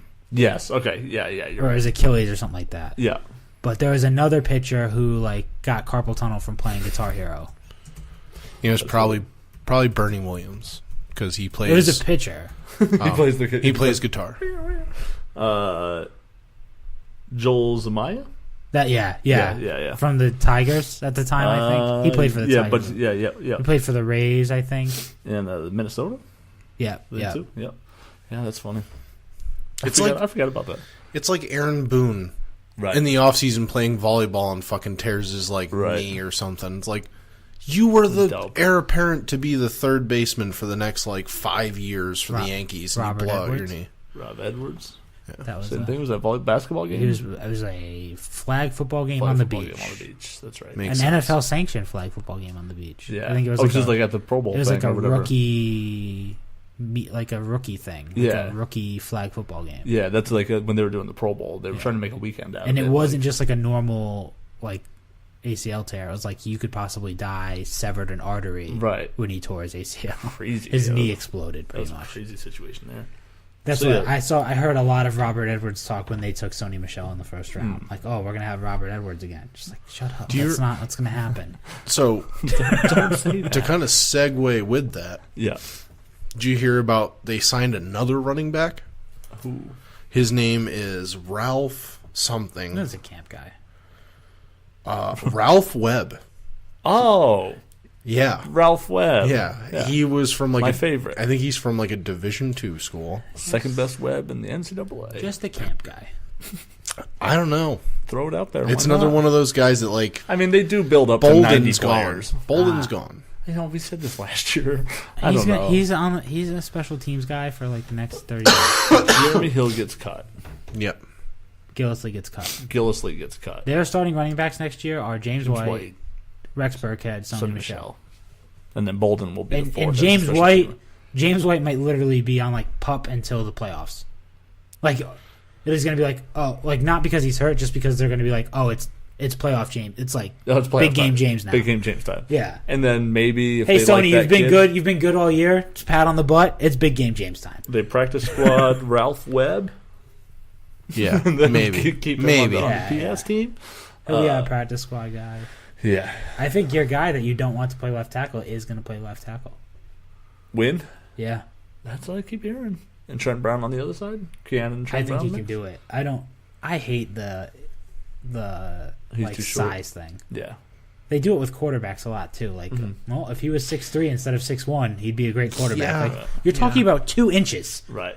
Think about how big that's 2 it's 2 tip of the thumbs. But here's the other thing though about that. How big are your thumbs? That's what I've always heard growing up, that the tip of your thumb is an inch. It's just apparently Joel Embiid's tip of the thumb is the same as mine. I'm sure Andre the Giant's spot on. Yeah, exactly. 1 inch. That's what I think. That's Rondo's alien hands. I think it's but that's always just you something in a couple general inches. Rule of thumb. Yeah. Oh, see, I think that's where it comes from. Maybe. No. Ruler of thumb. No. Rule of thumb. You know what the rule of thumb is, right? Use your thumb as a ruler. Yeah. No. Am I supposed to know what this is? Yeah. I have a tattoo from the movie on my back. It's where I learned it and then looked it up, and it is true. What? The rule of thumb is you used to be able to go out and pick up a piece of wood, no bigger than the rule, the size of your thumb, to beat your wife with. Oh, nice. And then in the movie Boondock Saints, he says, "Yeah, rule of thumb is," and the lady's like super like masculine woman's like, "Rule of thumb. The rule of thumb is, whatever," and she explains like it's the rule of the thumb, and he goes, "Well, it should be more like the rule of the wrist. Like, look how small these hands are and stuff like that." Like, but that's the point. Like, how do you not know that, guys? I've never Rule of the thumb. Never dove into the history of beating your wife. So Yeah, not a big domestic news case. Big shock that I would know that. Aaron, for anyone that's on the list. Like, so you're telling me they just brought a guy in didn't today. Follow the rule of thumb. They brought in a guy today, a defensive lineman from Atlanta. Yeah, I guess Adrian he was like Claiborne? second round pick like 3 or 4 years ago. Yeah, They drafted him, defensive lineman. Probably not going to sign him, but the reason why he got cut last season, domestic violence. Ooh, But they're going to bring him in for a workout. why not? You never know. So Adrian Peterson was just really using the rule of thumb when he That's was it. hitting his kid with the swing. Literally. Really use it. Literally. Yeah. Nice. And he's got, I heard he has like ridiculously like strong big hands. So Adrian that's Peterson? probably, yeah. So do you probably think why. the tip of his thumb is an inch? I think the width of his thumb is pretty large. What are we doing? What Ninja Turtle is he? If Adrian Peterson had to be a Ninja Turtle, what would he be? He would be. Please take this Facebook quiz to find out what Ninja Turtle you Ninja are. Turtle, you are, yeah. The rule of thumb, semicolon, fuck Elegance. So, yeah, the Red Sox, Yankees, that's cool. The Yankees are white fucking hot right now, and the Red Sox are white winning fucking not right now. You know who is 2-1. on the mound, though? Chris Saley. No, he's not pitching playing- against He's not the pitching this Yanks. series. Oh, he's not pitching tomorrow. No. Nope. And I heard Price isn't pitching. Yeah, he's got carpal tunnel. He's got carpal tunnel. Yeah. Numbness in his Fortnite, hands. dog. Fortnite. So you know who's pitching tonight? Stephen Wright. Ricky Raindrops. Rick Porcello. Oh, Ricky Raindrops. I like that nickname a lot. Yeah, Is that a real one? Credit to Jared Carabas. Yeah. Pomerantz pitched last night. Well, And he pitched 6 innings, gave up 1 run. 6 2/3. Dude. Yeah. He basically got And then the guy that he gave the game up to Gave up 2. gave up a run. I think either gave up 1 or 2. They lost 3. They lost 3-2, but they gave him the loss, the guy that he handed off the Yeah. game to. That's tough. Because when he left the game, they were tied 1-1. Red Sox are losing right now? They're winning 2-1. Yeah, Porcello has been... Ricky Raindrops. I like that. Knock on wood. Porcello has been Still undefeated? lights out. Would you take him like to me comparison to like a Josh Beckett, like 1 year lights out? Yeah, I would honestly... next year, I'm not joking. I would next trade year- him. I would trade him in the offseason because he's bound to have a bad year next Yeah, year. and then like next year he's like 10-10. Right. This year he's He going to be almost like had 20 20. losses last year. He has the Mike Evans effect. That wasn't Mike his Evans fault. at fantasy That football. wasn't his fault at all. No. Yeah, Like, he he had actually- a low 4, high Yeah. 3 ERA, and that just got fucking like. Yeah, what, no, it was, like and 6 there's just from no 18. run support. Right. That was tough. His run support. He had literally they did out the average. Mm-hmm. He had the lowest run support every game. Like, Yeah, now it's Chris Sale. Yeah. yeah. Yeah. I don't know. I don't know. They're still playing fucking Bradley, which is amazing to me. He's batting 173 right now. And we were talking before the show about, sure, Jackie Bradley's probably going to go on a tear starting tonight where he goes 20 for 35, and then it's going to bring his average up to like 215. Okay, good. Yeah. His average. What's his career average? 269? 265. His career his average. career average 235. 237. 237. And his best career average or season average was 265, and he hit in like 26 home runs. But so that's the his thing. career average is 237. That's what you should expect from him. But here's the problem: if he's batting like that, get him out of the lineup. Play somebody else like Mitch Moreland, that's red hot.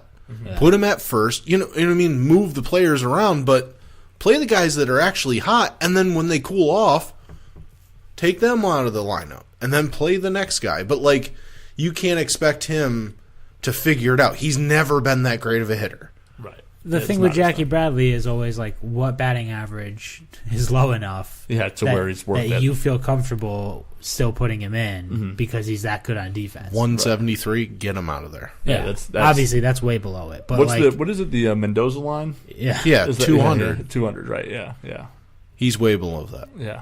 not good. I would say 220 something. Like 220, I think is my cutoff. Yeah, like you need to That's hit 220. Yeah. If you're doing like 225 and you're the I best understand. defensive player in baseball, I can deal with it. Right. I'd rather you hit 250 and be the best defensive player But you have in that baseball. with him batting 173, Right. and then you have your catcher, Vasquez, which we all agree calls a great game, can throw people out.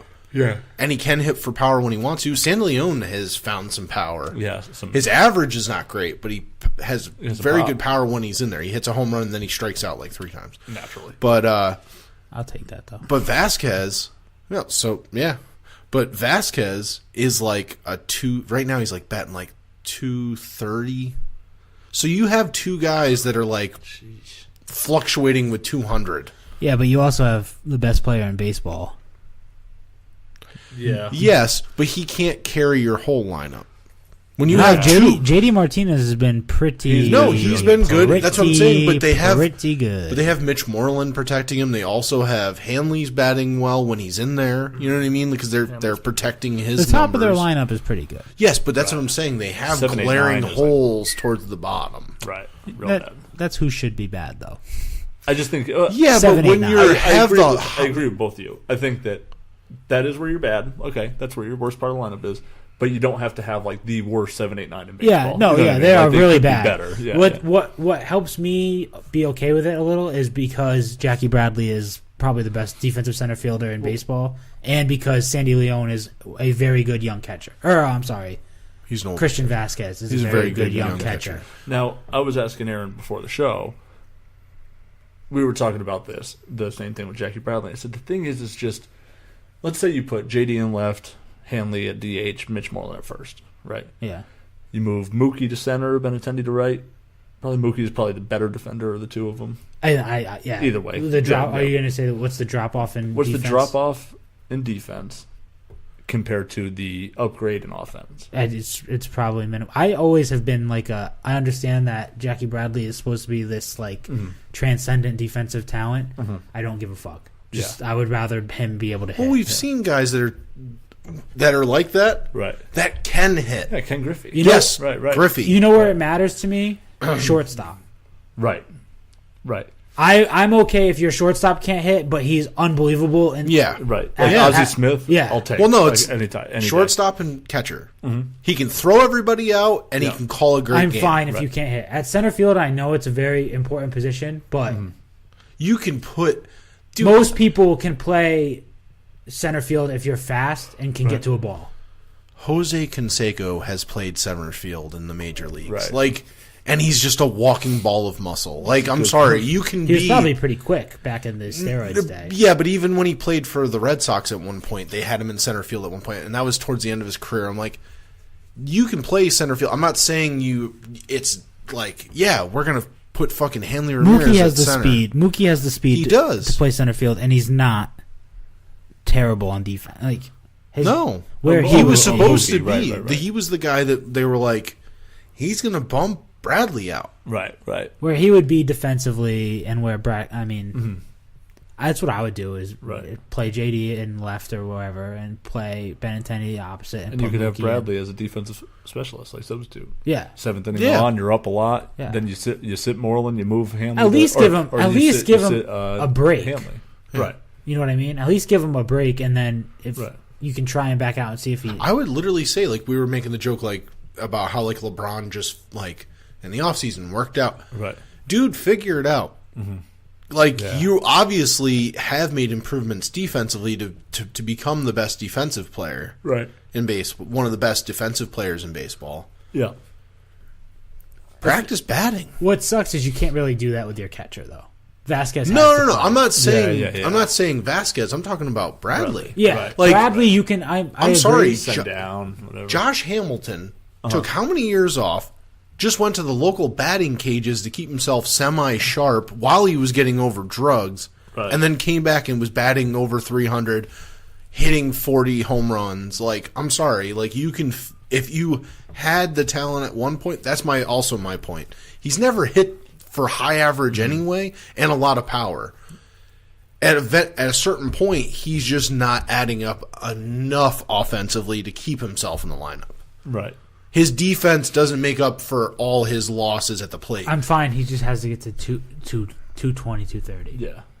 But see, even that for me is, I'm sorry, like that's not enough for me because you already have the guy that's batting like 200 at catcher, which we saw that Veritek was like that. He made up so much in his game calling because he literally called like not perfect games, but he called no hitters. Have you seen the crazy stat about no hitters this year? No. They have more no hitters in Major League Baseball through the first however many months than like the past like 40 years. Really? Oh, there's conspiracy theories behind that too. Yeah, they uncork the bats. No, the bats weren't corked. The balls were juiced last year. The balls are still juiced, but now they did something with the stitching. Oh. So it's like thicker or something, so that pitchers can spin it. Yeah. So you're getting a lot of. There's some shit that I've seen on Twitter from like who's the guy on the Mets that's really good? The pitcher they call him Thor. Strasburg. Yeah, Syndergaard. Syndergaard. I'm sorry. Yeah. He threw a pitch that I saw on Twitter that literally it looks like a wiffle ball. Like it breaks so much that it's just like you can't hit that. They got rid of Matt Harvey. Cincinnati Red. He's awful. He's so bad now. It's so bad. It's crazy. I'm actually waiting for him to become a Yankee and then Mets him like pitch like consecutive no hitters against the Mets and watch Mets fans literally kill themselves. Is it bad? Just noose up at the same time. Is it me that's just like fingers crossed something somehow we're not going to see David Price in the Red Sox uniform after the trade deadline? There's some talk. Please. There's some talk they might shut him down for the year. Oh my God, just let him go. Like cut him. Pay the man to leave. He's done after this year anyway. He's probably going to opt out. No, he can. Yeah, he has to opt out. Yeah, he can opt in, which I don't like. That's what I'm saying. He'll probably do anything and everything to get rid of him. If they shut him down this year, he'd be a dummy to opt out. Yeah, you don't want him to. You don't want them to shut him down this year. No, that's what I'm saying. He's gonna cut him. Right. They're not going to. Yeah, then you're going to have Pablo Sandoval still on your payroll. He's not that bad that you'd have to cut him. Right. That you have to cut him. I'm putting it in the same context of Jackie Bradley. Are you giving me enough for what I want out of you? And he doesn't give me that ever. No, put the personality aside. I just think he's a fucking idiot, and he constantly has problems, and he can never stay healthy. The reason you don't like him though is because he costs $200 million. Yeah, and I can't stay healthy. That's the problem. If he's $200 million, and he can even just give me, but if you're 17 and fucking 9, and be healthy. But if you cut him, you still are on the hook for that $200 million. So it literally doesn't help you with anything, except you don't have to watch him pitch anymore. Yes, but very I would rather. So. They're the Red Sox. They have all the money in the world. There's no cap. Yeah, pay them. That's till why fucking leave. Like you said, there's no cap. Get him the fuck out of here. I don't want to see his face anymore. But that's why I say just leave him on the roster, because I don't give a fuck that they're paying him $200 million. And if he was being paid $20 million, you wouldn't mind David Price being on the roster. No, I would say get rid of him. If you're not giving me anything, that's what. If he wasn't making any money, no one would care that he's still. That's true. That he's the way he's pitching. But I also, at the same time, I just said Jackie Bradley. You would just call him your 5. You know what I mean? No, I would call him my fucking long reliever at best. Yeah, he would be really good in that role. Would be your 5th pitcher.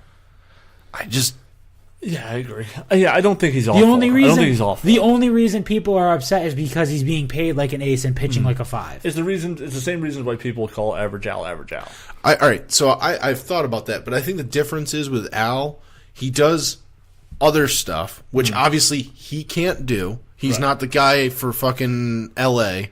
that can pitch and bat. Right, yeah. But at the same time, I don't think he adds anything to this team. Who, Price? Yeah. When he's not pitching, what does he add to this team? Yeah, you can say that about any pitcher. No, but there's other I'm sorry. Because he still has the chance.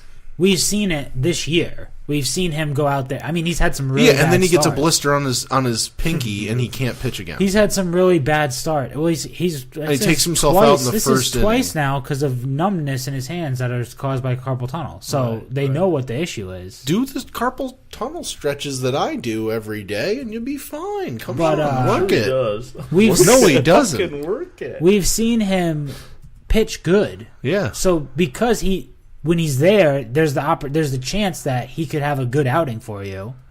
It's the same. He's worth keeping around because you're already in the bank. Yeah. You're already in the I hole for $200 understand million. that. It's the so same why thing not with ride Pablo it out? Sandoval. I get it. Well, but no, it's the same. Pablo Sandoval wasn't giving you. There was no chance that he was going to be good. He was like actually terrible. Yeah, But here's the other thing. I put it in the same boat as Josh Beckett. Okay. When I was talking about earlier, like you get one season of really good, Right. and the next season that guy's eating fucking chicken wings and getting tanked in the fucking dugout. I'm actually. right. If I'm the Red Sox, I'm doing everything in my power to get David Price out there to try and pitch Oh yeah, no. decently. Yes. because I want him to opt out of his contract. I want to trade him. Or this I want to season. trade him. Yes, no, But yeah. there's no way he opts out if he has a bad season, and No. there's no way you trade him if he has a bad season. So if yeah, you you can do get him, trade him for like bag of balls. yeah, but that's not what you want. Terry Rozier. Yeah. Trade him for picks. That's Yeah, what I said. Trade him for picks. Terry Rozier. Speaking of tiny Babe Ruth, Shohei Ohtani is now 3-1 on the year. I'm on like Ohtani watch. With big his time. his only loss coming to the Boston Red Sox. Yeah. Yep. His ERA is 4.1. It's not great. It's not great, but it's not bad. For a guy that's batting and He also got pitching. shelled by the Sox. Yeah, so yeah, clobbered. Yeah. Uh, what is he's batting? He's average? only given up 12 runs. What's his batting average? Hold on one second. He's only given up 12 runs in 4 starts, and I think 7 of them were to the. yeah, so He's that probably on. doesn't help his ERA because he only pitched like 2 innings. Yeah, yeah. He's batting 333. Jesus. Crazy. I actually think he's a better batter Do you- than he is a pitcher. Yeah. No, but I think Yeah, also like they talked about how like I think this is how I get into it, like how Babe Ruth Yeah. pitched and batted. Yeah. I think once they like said to him like, listen, you don't have to fucking pitch anymore. You can just bat, go stand in the left, do nothing. Right. Oh, Babe Ruth didn't pitch and bat at the same time. No. He was a pitcher and then he was a batter. I'm pretty sure. No. Back then he pitched and I thought batted he- yeah, I in the thought he- same game. I Yeah, thought there was he no pitched- there was no DH back then. I don't, He batted for himself. Yeah, but he wasn't a pitcher like the entire time. It was like he was a pitcher. Yeah. Then he switched and became a fielder. He was a pitcher for the Sox. Yeah, and a batter. But when he got traded to the Yankees and his career blew up, That's he what- was just a batter. Yeah, he so I was wasn't gonna- a pitcher. No, but also he blew up. So Oh, yeah. I think if you take the fucking ball out of this guy's hand, he's going to become fucking Prince Fielder and just balloon himself out of the league. Ooh. Yeah, that's tough. A Mo Vaughn-esque. you think he's so- gonna get that fat?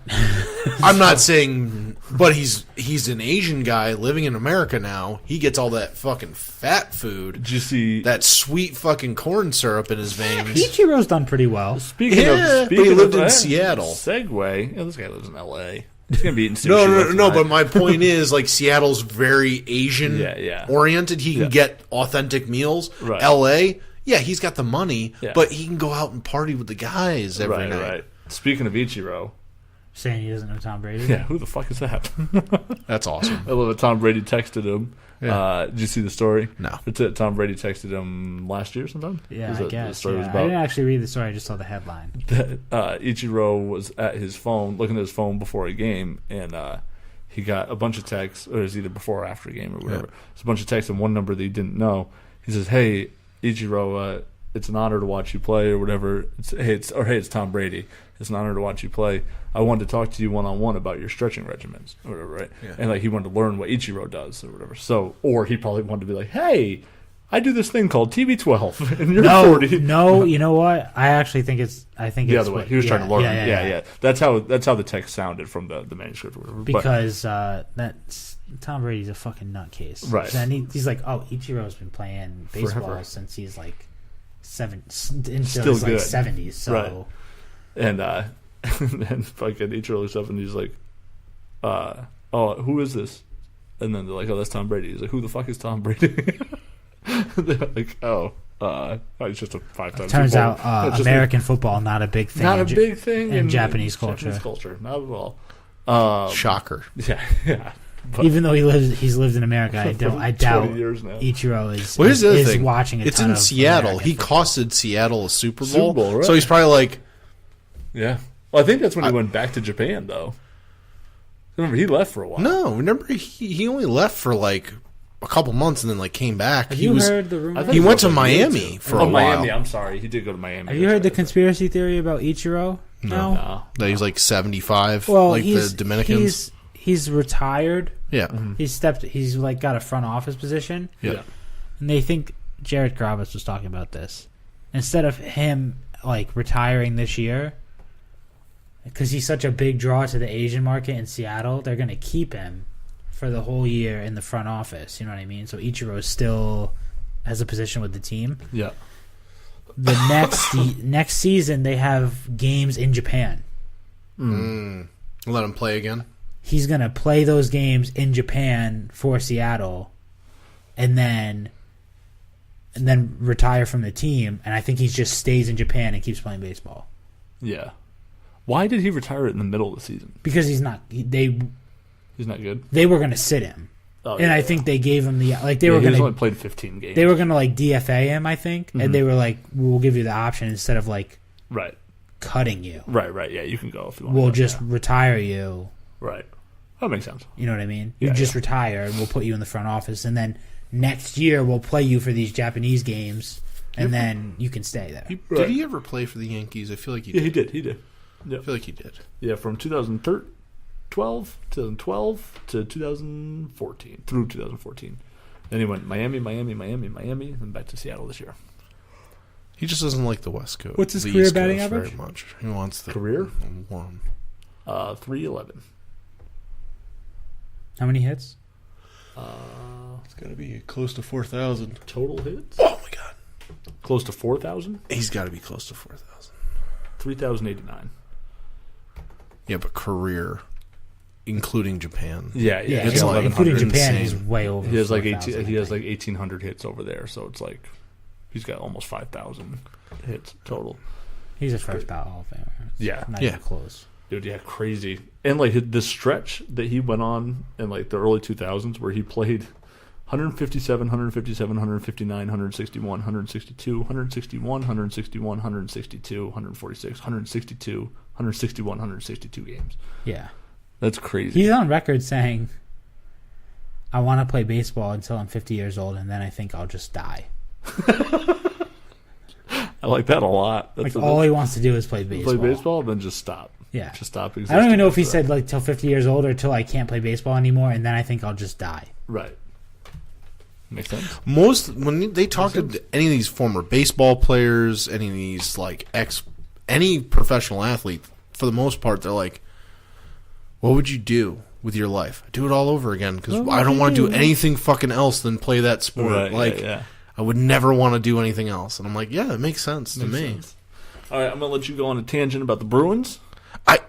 Other than I like gotta hit the restroom. just What do you think? you do this every It's like time. every to it's me. like the perfect Bruins.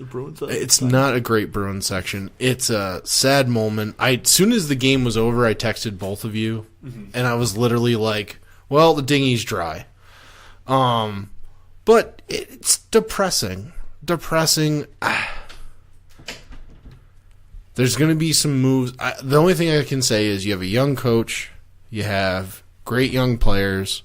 The older, aging players you have, they don't cost you any. Like, they don't cost you anything when it comes to, like, Chara's not going to be your highest paid defenseman on the roster next year. It's going to be Krug. They need to do something about goalie. I feel so. I keep getting word that, like, not even in their thought process. Like, we're riding with Tuukka. I think they need to. I know I was defending him because I was in the shtick, but for the defense to be like, well, if he doesn't give up 4 goals, they win the game. Like, Shouldn't be giving up 4 goals. 4 goals is a ridiculous amount of goals. Yeah. To like, that's a ridiculous window. It should be if he doesn't give up 2, they should win the game. Versus, Yeah. especially in the playoffs, like it's tougher. It's also the game's getting faster. Also, defensively, you have two guys that are 5'9". Torrey Krug, and I forgot the other guy's name, on their defensive lines. They need to get bigger. And I keep hearing there's rumblings out there that Torrey Krug possible trade with somebody to get back a left-handed shooting defenseman that's bigger and stronger. Trade a defenseman for a defenseman? Yes. To get your defense better. But here's the say thing. Hypothetically, that I own this left-handed shooting defenseman that's bigger and stronger than. But he's defensive-minded versus offensive-minded, which Torrey Krug is offensive-minded. Why would I want to trade for Torrey Krug? Because he's offensive-minded? Yeah. And to be honest with you, one of the best things about this team this year was their power play. Their power play. Yeah. And he was the defenseman that was like heavily a part of it. So that's why I don't want them to trade him, but there's talks of it. I don't want to see that. I understand that he's not big. I just don't want to see him leave. Like I think he's going to make more money than Chara this year. I think Chara's going to make like $5. Do they have anywhere where they're deep? Yeah, forwards. So that's what they need to trade then. Yes, but here's the problem. They're going to want a guy that's already proven himself already at the professional level. And a lot of the guys they would want that are young that they could trade, they're not going to trade. Like they're not going to trade Ryan Donato. You know what I mean? Like, and if you trade like Donato, you better get back like the next Chara. I have one Bruins question for you. Go ahead. What is your opinion of the face licking? What is my opinion on it? It's a crazy thing I have to ask you, but I mean, did you see that the league had to like put out send a letter to him? Yeah. Like, hey, this is what's frowned really weird upon. is that they said that the refs were going to call penalties. And I'm like, how can you call penalties? Well, that's what I was going to say. If it was me, yeah, and I got told I did something wrong, yeah, but it's not in the rule book that I'm doing something wrong, and you're going to call, I'm going to literally say no, right, and keep doing it, and then when they throw, I'll be like, what's the call? Yeah, what's the call? Oh, well, the league told us you can't do that anymore. Right. There's no rule on the rule books. You cannot change the rules while we're playing the game. Yeah, unless it's like something that could like save somebody's life, they can't really change anything. I have a problem with the face licking. Mm-hmm. I think it's a little. And the problem I have with the face licking is how do you get licked in the face? Oh, sorry. And how do you get licked in the face and not do anything about it? Right. They do try, but he's very good at like because he is smaller. He's another 5'9" guy. I would kick his ass. This is hockey. You can drop the gloves. I would drop the gloves the moment you lick my face. And if you skate away from me dropping the gloves, that's a no. You don't do that in hockey. But here's the thing: he's very good at like as soon as he does it, he starts to skate a little bit back, and they try to. But here's the guys that he does it to. That's a terrible excuse. I'm dropping the gloves instantly. No. You lick my face, I'm dropping the gloves. But here's the difference, though. The guys that he does it to, he knows he can get under their skin. He knows they're pussies and won't drop the gloves. Right. That's why he does it. Right. He's picking on them. Yeah. He knows they're mentally soft. If they weren't, if he did that to like one, Chara, if he did that to fucking Sean Thornton, there we go. Yeah, right. He's dropping the gloves and beating him into the fucking ice, and he's never doing that again. Right. But the guys that he does it to don't do that. Yeah, I make an even if I'm a soft little pussy, I make an exception for getting you licked lick in the my face. fucking face, I fight your head off. He got licked in the mouth. It wasn't even in the face. The first couple of licks were like on the cheek. This was just like. Wouldn't you as his wife be like, you better brush your teeth before you come home and kiss me? Is it? You got Brad Marchand on you. No, I'm talking about Marchand. Marchand's wife. I thought you meant the man that got licked. No. He's definitely gonna brush his teeth. You got a little Marchand on you. Come here, honey. Huh? Is it? Give me some of that. Is it more disrespectful than spitting on someone? That's a good question. See, here's the difference. Spitting on someone. Yeah. And I've done it. Creep. No, I've never spit on anybody. I never have. I also think it's one of those things like I could where no one can see us in the room, but I'm at least 3 feet away from you, Joe. Yeah, you could definitely spit on me. But I could spit on you. But from 3 feet away, I can still get away from you. I have 3 feet of Yeah. Right. To me, spitting on someone is more disrespectful. Because it's very easy to do, whereas if licking, you literally have to get to someone's face. I think a tougher guy act is the lick. is to get licked. You spit on the ground. Because they can get hit. Yeah, he's they on can hit. like, You yeah. spit on the ground. I would just headbutt. You know what I mean? Why wouldn't Yeah, you just, as he's coming near you, why don't you headbutt him? Bite his tongue. Not just headbutt. You don't, well, that If you lick have me to in have good aim. If you lick me in the mouth, I'm taking that tongue off. I'm taking something home. That's it. I'm telling you. Yeah, but see, they I'm always Mike slow Tyson it down in on that tongue. TV. Right on. See, that's the thing. They always do the slow mo of it. Like, yeah, no, I was just saying, like, in real life, when Right. someone's Oh, like, it's just- you're yeah, like, Right. oh, Yeah. No, yeah. If someone, that's true. The initial thing of like, yeah, God, what the, like, you know, like, yeah, what the fuck? especially if he gets you in And the then, mouth. You're right. And then there's sort of like this, like, hey, fucker, you know what I mean? Like, Yeah. Then you try to grab him, and people are between you or whatever. But in hockey, because you can fight, if he gets that close, why aren't you shoving his face? Why don't you That's what grab it? Martian- I would grab his jersey. Yeah, Have you seen Martian does that? He likes to dummy people. He'll just like keep whacking them in the face with his Right. glove until they like want to Right. fight him, and then he Yeah. like gets like tries to backpedal. Right. Like that's what he does, man. Like Are we if you're gonna that admit dumb, that Marchand is just like, if he was on creep? any other team, Oh, you'd hate his Yeah. guts. he would be the most he's Kevin Garnett. terrible. No, He's gonna I- fuck no, with you. I don't. Right. I disagree with that assessment because I liked Kevin Garnett everywhere As he a was. Timberwolf, yeah. But he was, yeah. But he was one of those guys a lot of people didn't like to Yeah, play he against. wasn't loved around the league, But yeah. Marchand is just like, no, Yeah. no. Right, Guys that play with him all say he's a great guy. Yeah, no, I'm sure he he's is. a great teammate. Yeah. He's like Ron Artest or Rondo. Like No, one of those guys. Artest, fuck They that guy. don't You mean lick Meta people. World Peace? That moron? Yeah, the craziest guy maybe to ever play in the NBA. They- Him and Rodman. No, I would say Rodman's probably. Yeah, they're crazy. both- It's a big difference. They don't lick people. Rodman. That would not. Rodman used to wouldn't surprise me. He used to grab people by the junk. He used Yeah. to rip their pants down. Like Artest did do that too. Yeah. Remember, he pulled Pierce's shorts down Yeah. before the tip off just to fuck him up. That's telling you, like they're trying to undress a guy. He's just licking That's him. mentally fucking with someone. Yeah. You get pants right before tip off. They were "God talking to Pierce before the game. Like, how do you deal with Ron Artest antics? He says, you just try to. Oh no! Just try you to know do who it. Marchand is? He's Lance Stevenson. I was just going to say. He is that. I was going to say, but I worked my way back to that I'm surprised Lance Stevenson didn't try to lick LeBron James. Yeah. Last series. He is because that. They are the exact that's same player. The same thing. Yeah. That's When true. he was blowing in his ear is like the basketball version of licking. The lick, yeah. The blowing in the ear was pretty intimate. It was pretty intimate.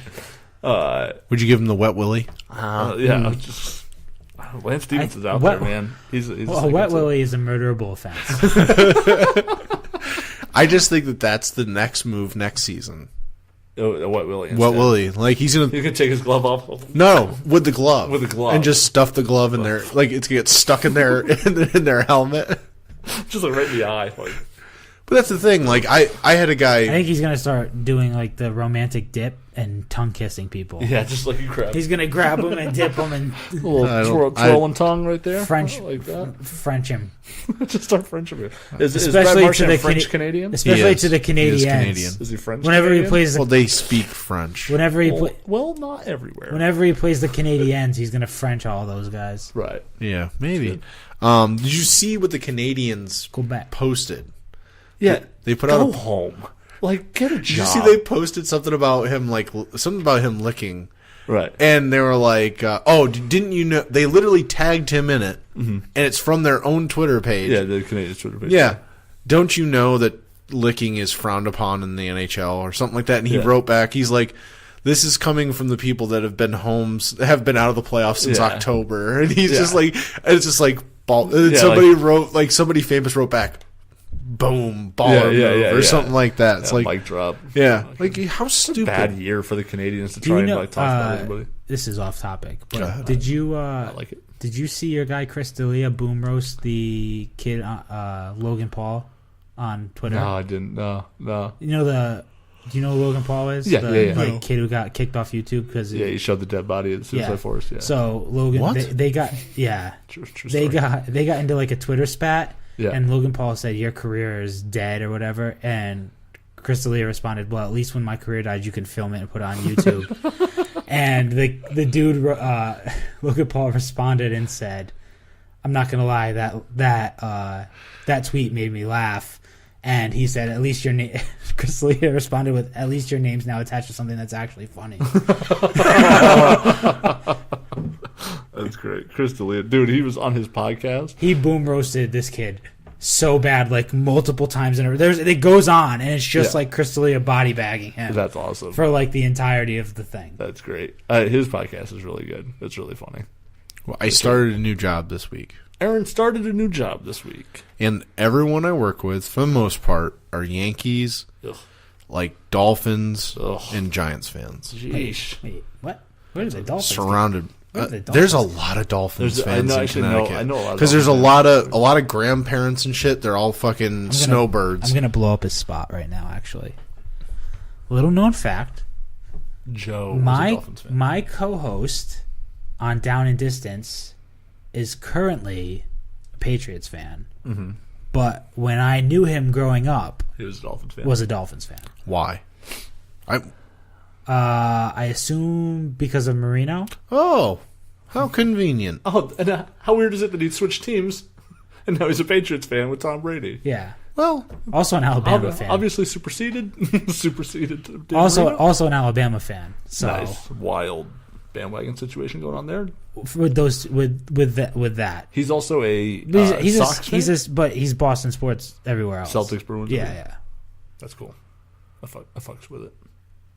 I Welcome to the pack. I You know what assume I mean? That's how I feel. assume it was like when he was much younger, was a Dolphins fan, and then as you grow up and understand football more, it's kind of like you actually become a fan. So basically, Joe, CPAP Joe, being a fucking Cowboys fan, Right. and fucking Jerry being a Rams fan, and now bragging about how he's a Rams fan. I'm like, Right. yeah, 4 years ago, you were afraid to wear your Rams stuff Right, because they were the worst team in the league. It's like So there's I'll peel back the curtain. When I was a child, I liked the Raiders because I really liked the logo. and they were always filthy. Yeah, and I just really liked the logo just as a baby person, a tiny Child. child, Infant. Yeah, I really liked them. And then when the Patriots lost to the Packers, because my dad was a Patriots fan, and I would always watch their games, and they were what was on TV. When they lost to the Packers, I was really upset, and I was like, shit. I guess I really care about this Patriots team. Like, I didn't realize it until that loss. And I also was a big-time Magic fan growing up. Always rooted for Celtics, but I was a big Penny Hardaway guy. See, I was the opposite. I used to have the Penny was a Shaq guy. Shaq guy. I used to have the Penny jersey. I think I had the Anthony. I think my mom had gotten me the Magic coat. You know the starter jackets? The starter jackets. I think I had the I used to have Magic. one of those. I also had a Looney Tunes version of a Magic. Also a pinstripe Nice. jersey. Pinstripe jersey, yeah. Yeah, I like their old, Raptors I had like a their pinstripe old jersey. jerseys. Magic had a pinstripe jersey. Pacers had a pinstripe jersey. The NBA used to get down. They had a lot of pinstripe A lot of jerseys. pinstripe jerseys back in the day. The And Hornets. they look Hornets, good. yeah. They look They good. did. The Actually, Rockets. The Rockets. Yeah. Whose didn't look good? I don't think the Rockets was that great. No, the Rockets had dope pinstripe jerseys. I don't like that. I liked it because it was like double colored. Like it was Yeah. like red and blue. I like- or whatever. I don't know. I was a big fan. I of think the all the Magic pinstripe ones. jerseys. Yeah, the Magic ones were dope. Yeah. All the pinstripe jerseys look good. See, I didn't like the Hornets ones. I like the Raptors ones. Raptors ones were nice. With Hornets was with the okay. old I think it's school because logo. it's because Muggsy Bogues that Hornets ones were like Yeah. I liked them. Yeah, that pops. Growing There's a up, lot of pinstripes. I didn't think about that. growing up, I was always a Boston sports fan. My dad, because my dad is Boston sports through and through. Yeah. I did when the Texans were announced as an expansion team. I almost Hopped on. I was like, oh, it'd be cool to just like a brand new team. But yeah, right. Yeah, like everyone jumping on the fucking Vegas Golden Knights. Yeah. But I just never did. And I also, when the Titans became the Titans, Not the Houston Oilers anymore? yeah, Yep. I thought about the same thing. Like, oh, it'd be cool to like the Titans now. Like, Yeah. but at that point, They I'm had cool uniforms too. I mean, I'm talking about. I'm probably like 8 or 9. yeah. Oh, one of the more forgotten pinstripe jerseys. The Bulls black ones. Yep. Yeah, they were good. Those were clean. I like those ones. NBA had a lot of pinstripe. They were looks. doing a lot of pinstripes. Yeah, back I in will the say day. this: the Patriots probably have the best uniforms out of the New England teams. When it comes to like, they do change it from time to time. I really like the gray Celtics jerseys. I do too. The parquet It's floor ones. okay. The city jersey. Yeah. Yeah. And I'm a Yeah, big, see, I I'm have to actually see a that big- up and close and I'm personal actually a to big get fan it. of the Color Rush patch jerseys too. I like the dark ones.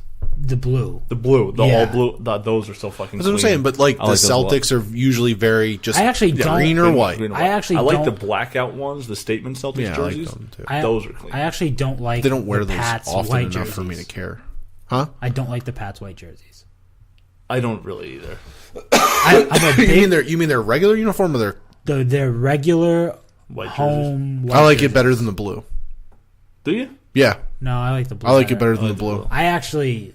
Actually, I don't This know. might I be go back- crazy. I like it better than the blue. But I actually like the late '90s. I think it pops. The more. real reflective blue. the blue Yeah. patch jerseys. I still have my Brewski one from and I back also then. like the red. When they the first changed the AFC, logo. original AFC. I don't like old those. school red Oh, jerseys. I love I don't like those. those at all. You know who's I got? love those. I have an Edelman one. You know who doesn't Oh, wait, change no, their? that's a lie. They're the alternate reds. The current jersey alternate reds. Yeah. Okay. Yeah. Red Sox don't do anything crazy with their No, I uniforms. don't like their uniforms. You know, what about the Padres camo uniforms? It's a wild. You know who has fire uniforms in the MLB? The Diamondbacks. Yes. Their New Jerseys Are are sick. I fire. haven't seen them. Oh my Also, God. Utah in NBA, With the art, the their New Jerseys the are progressive fire orange? too. the progressive orange. Yeah. ones? Yeah. I don't get it. I don't care. Not in their color scheme at all. Nope. But I do like The them. The Utah Browns Jazz, are literally if called you- the Browns, and their color scheme is orange. So Right. Yeah, but they have brown in their uniform. Who's this? I missed that. The Browns. Yeah, they have brown. but their colors are orange. Their helmet Right, is yeah. literally brown. No, it's orange. It's orange. Oh, it's orange, but with a brown. stripe. and It's a brown stripe. Yeah. Yeah. Yeah. It's they Their have jerseys, their dark They- jerseys are brown with Yeah. orange numbers. but they've had jerseys that are orange. Yeah. You're talking about the red ones or the gray ones for the Diamondbacks? Which ones do you like? It might be the gray ones. Let me see. I'm not There's- gonna. Oh, Really these aren't good even radio. the ones I saw. I'm There's not a gonna do even this. there's a newer one that's even cooler. Yeah, the red ones are okay. I the like red that ones. black one They right have like there. a with gradient on them. just the A. Oh, I haven't seen that. This is real good radio. But No, I just think that that's the thing that I think some fans, it's hard to get people that are out of a New England to like New England teams. Pinstripe. They just Diamondback their jerseys. uniforms don't pop. yeah, that's true. The Celtics blackout ones are real nice. actually like they that got they into didn't- wearing those a lot. I but- actually like that they didn't do anything crazy with the Celtics uniforms. Like No, but Nike. like I don't want them having Spanish writing on it because they're in South Beach and whatever. Right. Like I'm glad they didn't do that, but like they would've- could have done something. it would have like been what they cool do if they with the did city. like Gaelic on it. Yeah. If they wrote like Irish letter, like Well, it Irish was like, Gaelic writing well, or it was something like that. wasn't it like what was it? You ever seen the movie $1 Million Baby? Mm-hmm. And she puts on her robe and it says something in Gaelic on it, Right. like something like that. That Yeah. would be cool. That as would be shit. cool. I really liked the subtlety of the parquet floor on the gray one. Like I thought I'd that was have such to a see it in cool- person. I think. Yeah. Like hold the jersey. I thought it was such a neat idea because it's like everyone else like the city and it'll be like the skyline, Yeah. or the bridge in Golden State or whatever, and it's just like Miami has a really cool. Miami's got a cool one, yeah. Is it like Los? But with the Celtics, It looks like Miami Vice. yeah. It Yeah. has like neon on yeah, it. it's like that light teal with a neon. I pink. like what the NBA does with their jerseys, where it's like they don't have home and away jerseys. They Right. just like the home team gets to pick what jerseys they want to wear, and Right. the other team picks Has an to wear opposite color contrasting scheme. color. Yeah. I like that. I thought that was a really cool thing because you can just mix in a bunch Yeah. of different I things. think the in NFL rotation. should do that. The NFL needs more jersey options, and B, I think you should be able to wear your color rush whenever you want. yeah, you Like should- on Thursday. they should do that where it's just like we get to pick the jerseys, and then Or just do the cool ones that I keep seeing online that everybody's creating for them, and then the Yeah, Patriots are like, "No, Right. we're just gonna be like Belichick and not care." Right. Well, the Like, do problem something. is Nike has to do it. No, I know. But I'm just saying, like, do something. Yeah. You've made these cool fucking uniforms for like Seattle, Right. Fucking, and obviously they're near Nike, Right. so Nike does Oregon's uniforms. Right. Same thing with baseball. Boise State. Yeah. Like, do something. Give us something. Baseball could use the Baseball could use a revamping of the uniform. of the uniforms. The Red Sox uniforms aren't horrible, but like also the other thing that drives me nuts about baseball players, the baggy pants. Yeah, not a big. They're fucking under their cleats sometimes. Right. That was the only thing that bothered me about watching Manny and fucking Ortiz. He was like a big trendsetter with that. This might be the most blasphemous thing I ever say, but I wouldn't mind if baseball completely did away with the traditional baseball jersey. Yeah. The button down, weird material that they use. Mm-hmm. If they half agree with you. If they went to a nylon-y jersey material with kinda no the buttons All-Star on game it, ones. with no buttons on it, I think it would be cool. I want them to do like they did with to kind of stay with the whole Diamondbacks theme. Mm-hmm. You remember when the Diamondbacks years ago they did like a vest, Yeah, it was and then they had just to wear a T-shirt, wear the compression shirt underneath it, and then you have no. Really, that's what it is. It's the arm motion that you have to worry about. The only thing that I like about the way baseball jerseys is they're really cool for wearing everywhere. Yeah, as a regular person. Yeah. Like baseball, if I'm going out and I want to be if I'm going to a sports bar or something, I really like camo cargo shorts or camo shorts with a Red Sox jersey on. Yeah. Or just cargo shorts and a Red Sox jersey. Right. I'm more of just any neon color. Yeah. Kind of guy. I want to be the brightest person in the and room. a fanny pack. Oh, hey guys, don't forget camo shorts. This has been a long time. Camo shorts, Red Sox jersey, fanny pack, neon pink fanny pack. Got to do that. That says party. So this is fun. BSNerds.party. Rape doctor party. Rape doctor party. That was 4 different those callbacks. Some deep cuts. In one sentence. Those are some real deep cuts. What do you guys think of? You got anything? Do you have anything for this week? I know we got no WCP this week. No. Didn't really see the. I'm gonna be doing an episode soon with the guy that hosts and runs CSW, Constitution State Wrestling, Nat Peterson. Met up with him. Going to be putting up some posters for him and stuff. Want to do an interview with him. Might be doing a co-interview with Steve and Christina from Super Retro Throwback Reviews Audio Files version 2.0. And I'm trying to see if I looked at you. I didn't look at you. I looked at the ceiling. You looked up. And tried to pressure that. Yep. And going to be doing that. That's really cool. I had I didn't realize it had left my car running, and then got in my car. I was like, I need to get gas. The gas light's on. It stood there and talked to him for an hour. Can you give me a ride to the gas station? I'm gonna need help. But yeah, no. It just they did Backlash this week, this previous week, and nothing crazy came out of it. Royal Rumble the week prior. Yeah, and nothing. It was basically the only conversation you can have about that is, hey, they didn't let women on the show. Mm-hmm. Everything else, you knew kind of what was going to happen. Right. Yeah. We knew Braun was probably going to win the Royal Rumble. Yeah. You knew Undertaker was going to win a squash match because he's the biggest name that they're probably going to know. Right. And if Hogan was still in the good graces of the company, he would have been there too because he's the biggest name in wrestling. Right. Absolutely. I did a little solo review for the Indecently Decent. Yeah, I saw that. The Pokeball. I saw the pictures. It looked so yummy. So good. And I'm not a fan of sushi, but... I went to Lolo Poke Beverly, up in Beverly, Massachusetts on Sunday. It's a sushi place. I got a Pokeball, which is It's Pikachu flavored. Yep. There's a lot of those, like Magikarp in there. Charizard, a lot of Charizard. Tried Charizard. Oh, I was literally making a joke. Yeah, I didn't know. No, I'm just kidding. No, all right. Those are other Pokemon. You were riding with the joke. Yeah, I thought you were being serious. I'm sitting here. I'm like, because he went into it so seamlessly that I was like, oh, it really is a Pokemon. A little bit of Squirtle in there. No, got a little Squirtle. Got some Squirtle and dried Charizard. No, it's I guess it's pronounced Poke.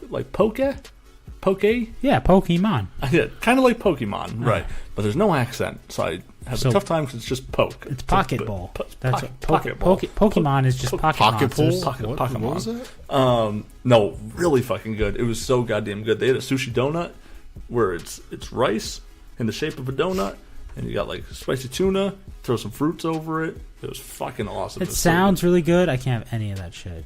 You don't like sushi? I like sushi. I can't have rice though. I need like seaweed, just the seaweed wrap. Yeah, and that's a wild move. I've had it before. It's not that bad, but it's also not the best. Real sushi. It's either. like It's tough. It's like you know what you could have, right? But you're settling. And it's also like eating like an ice cream cone, like the way that those things come. Yeah, like it's just like all seaweed. It's like that. Do I cut it? What do I do with that? I hate it. Was it good? It's so fucking good. It was so good. I haven't put out the Pokeball review yet, but the donut review's up. Dropped the first piece. So mad. Did you? Dude, yeah, right away. I'm like, I get it. I finally cut it, separate it. I pick it up and like I go to show it to the camera. I got it in the chopsticks.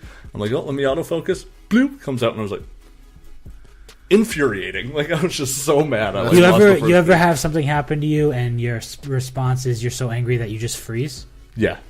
That happened to me today. Yep. And that's what would happen to me if I dropped sushi. Dropped the very first piece of my during review. our review. Yeah. I had it was like a chickpea salad for lunch today because of this diet. Yep.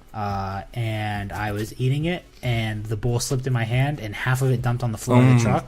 God, that's so. Oh, that's and so frustrating. I just literally stood there and looked at it on the floor, and I went. I very calmly in the video go, oh, okay, lost that piece, and then it sunk in, and I'm like, infuriating. Like I was just so mad. So yeah, go check that out on YouTube. Then Kevin and I also did part 3 of the Munch Pack Box 1. Munch Pack reached out to us.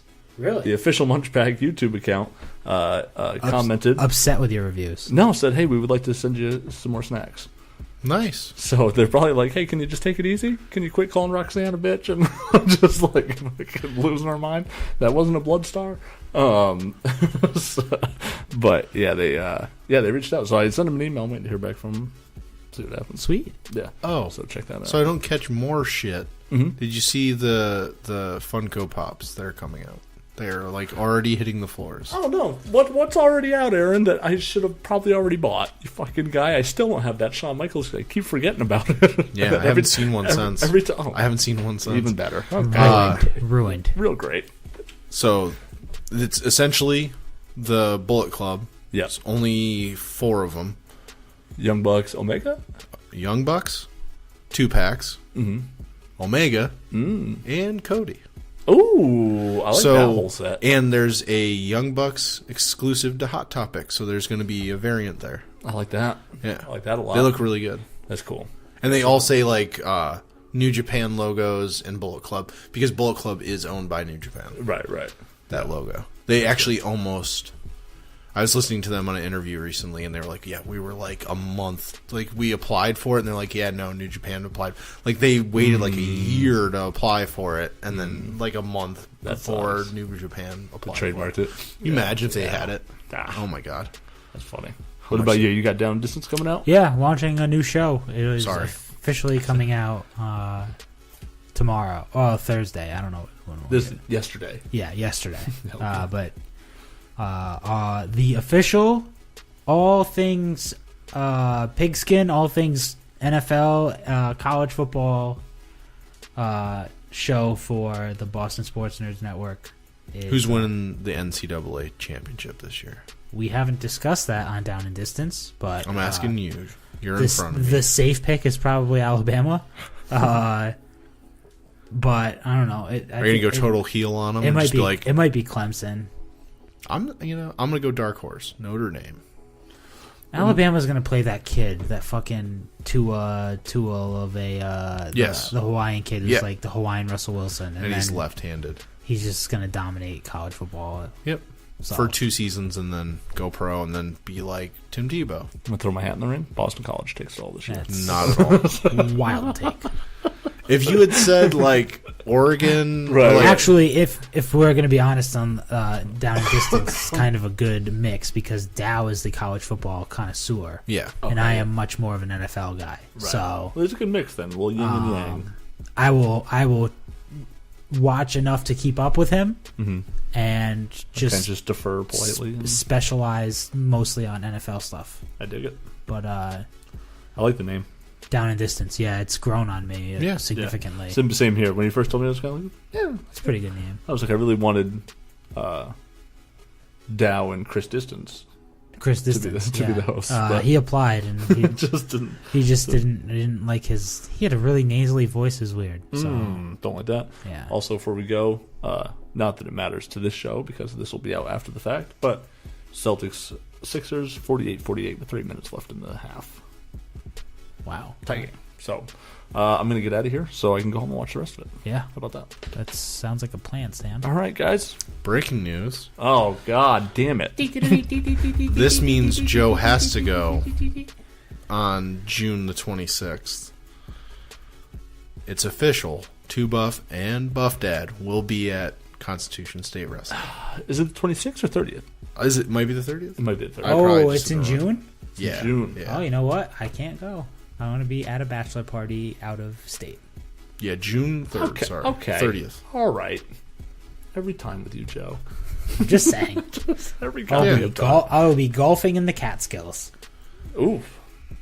That sounds great. I actually don't know where the Catskills are, but New that York. just sounds okay. Yep. Nice. You never heard of the Catskills Game Farm? Never It's shut down. And also, that's where Mike Tyson's from. I got Ooh. an Airbnb. It is a 4,000 square foot house Nice. for 10 guys. I did a air. It's a bachelor party. I don't know. You're right. You're right. just didn't. I guess I didn't It expect has that. a didn't ping pong, expect it has a that ping pong detail. table and Yeah. it has an arcade basketball hoop down in the Oh, basement that's fucking dope. and a foosball table. Are you trying to turn that 10 into an 11? Nope. You want to give me money for Trying to jump in on this? the Airbnb? I'll buy that guy a drink. $150 drink. Yeah, something like that. Yeah.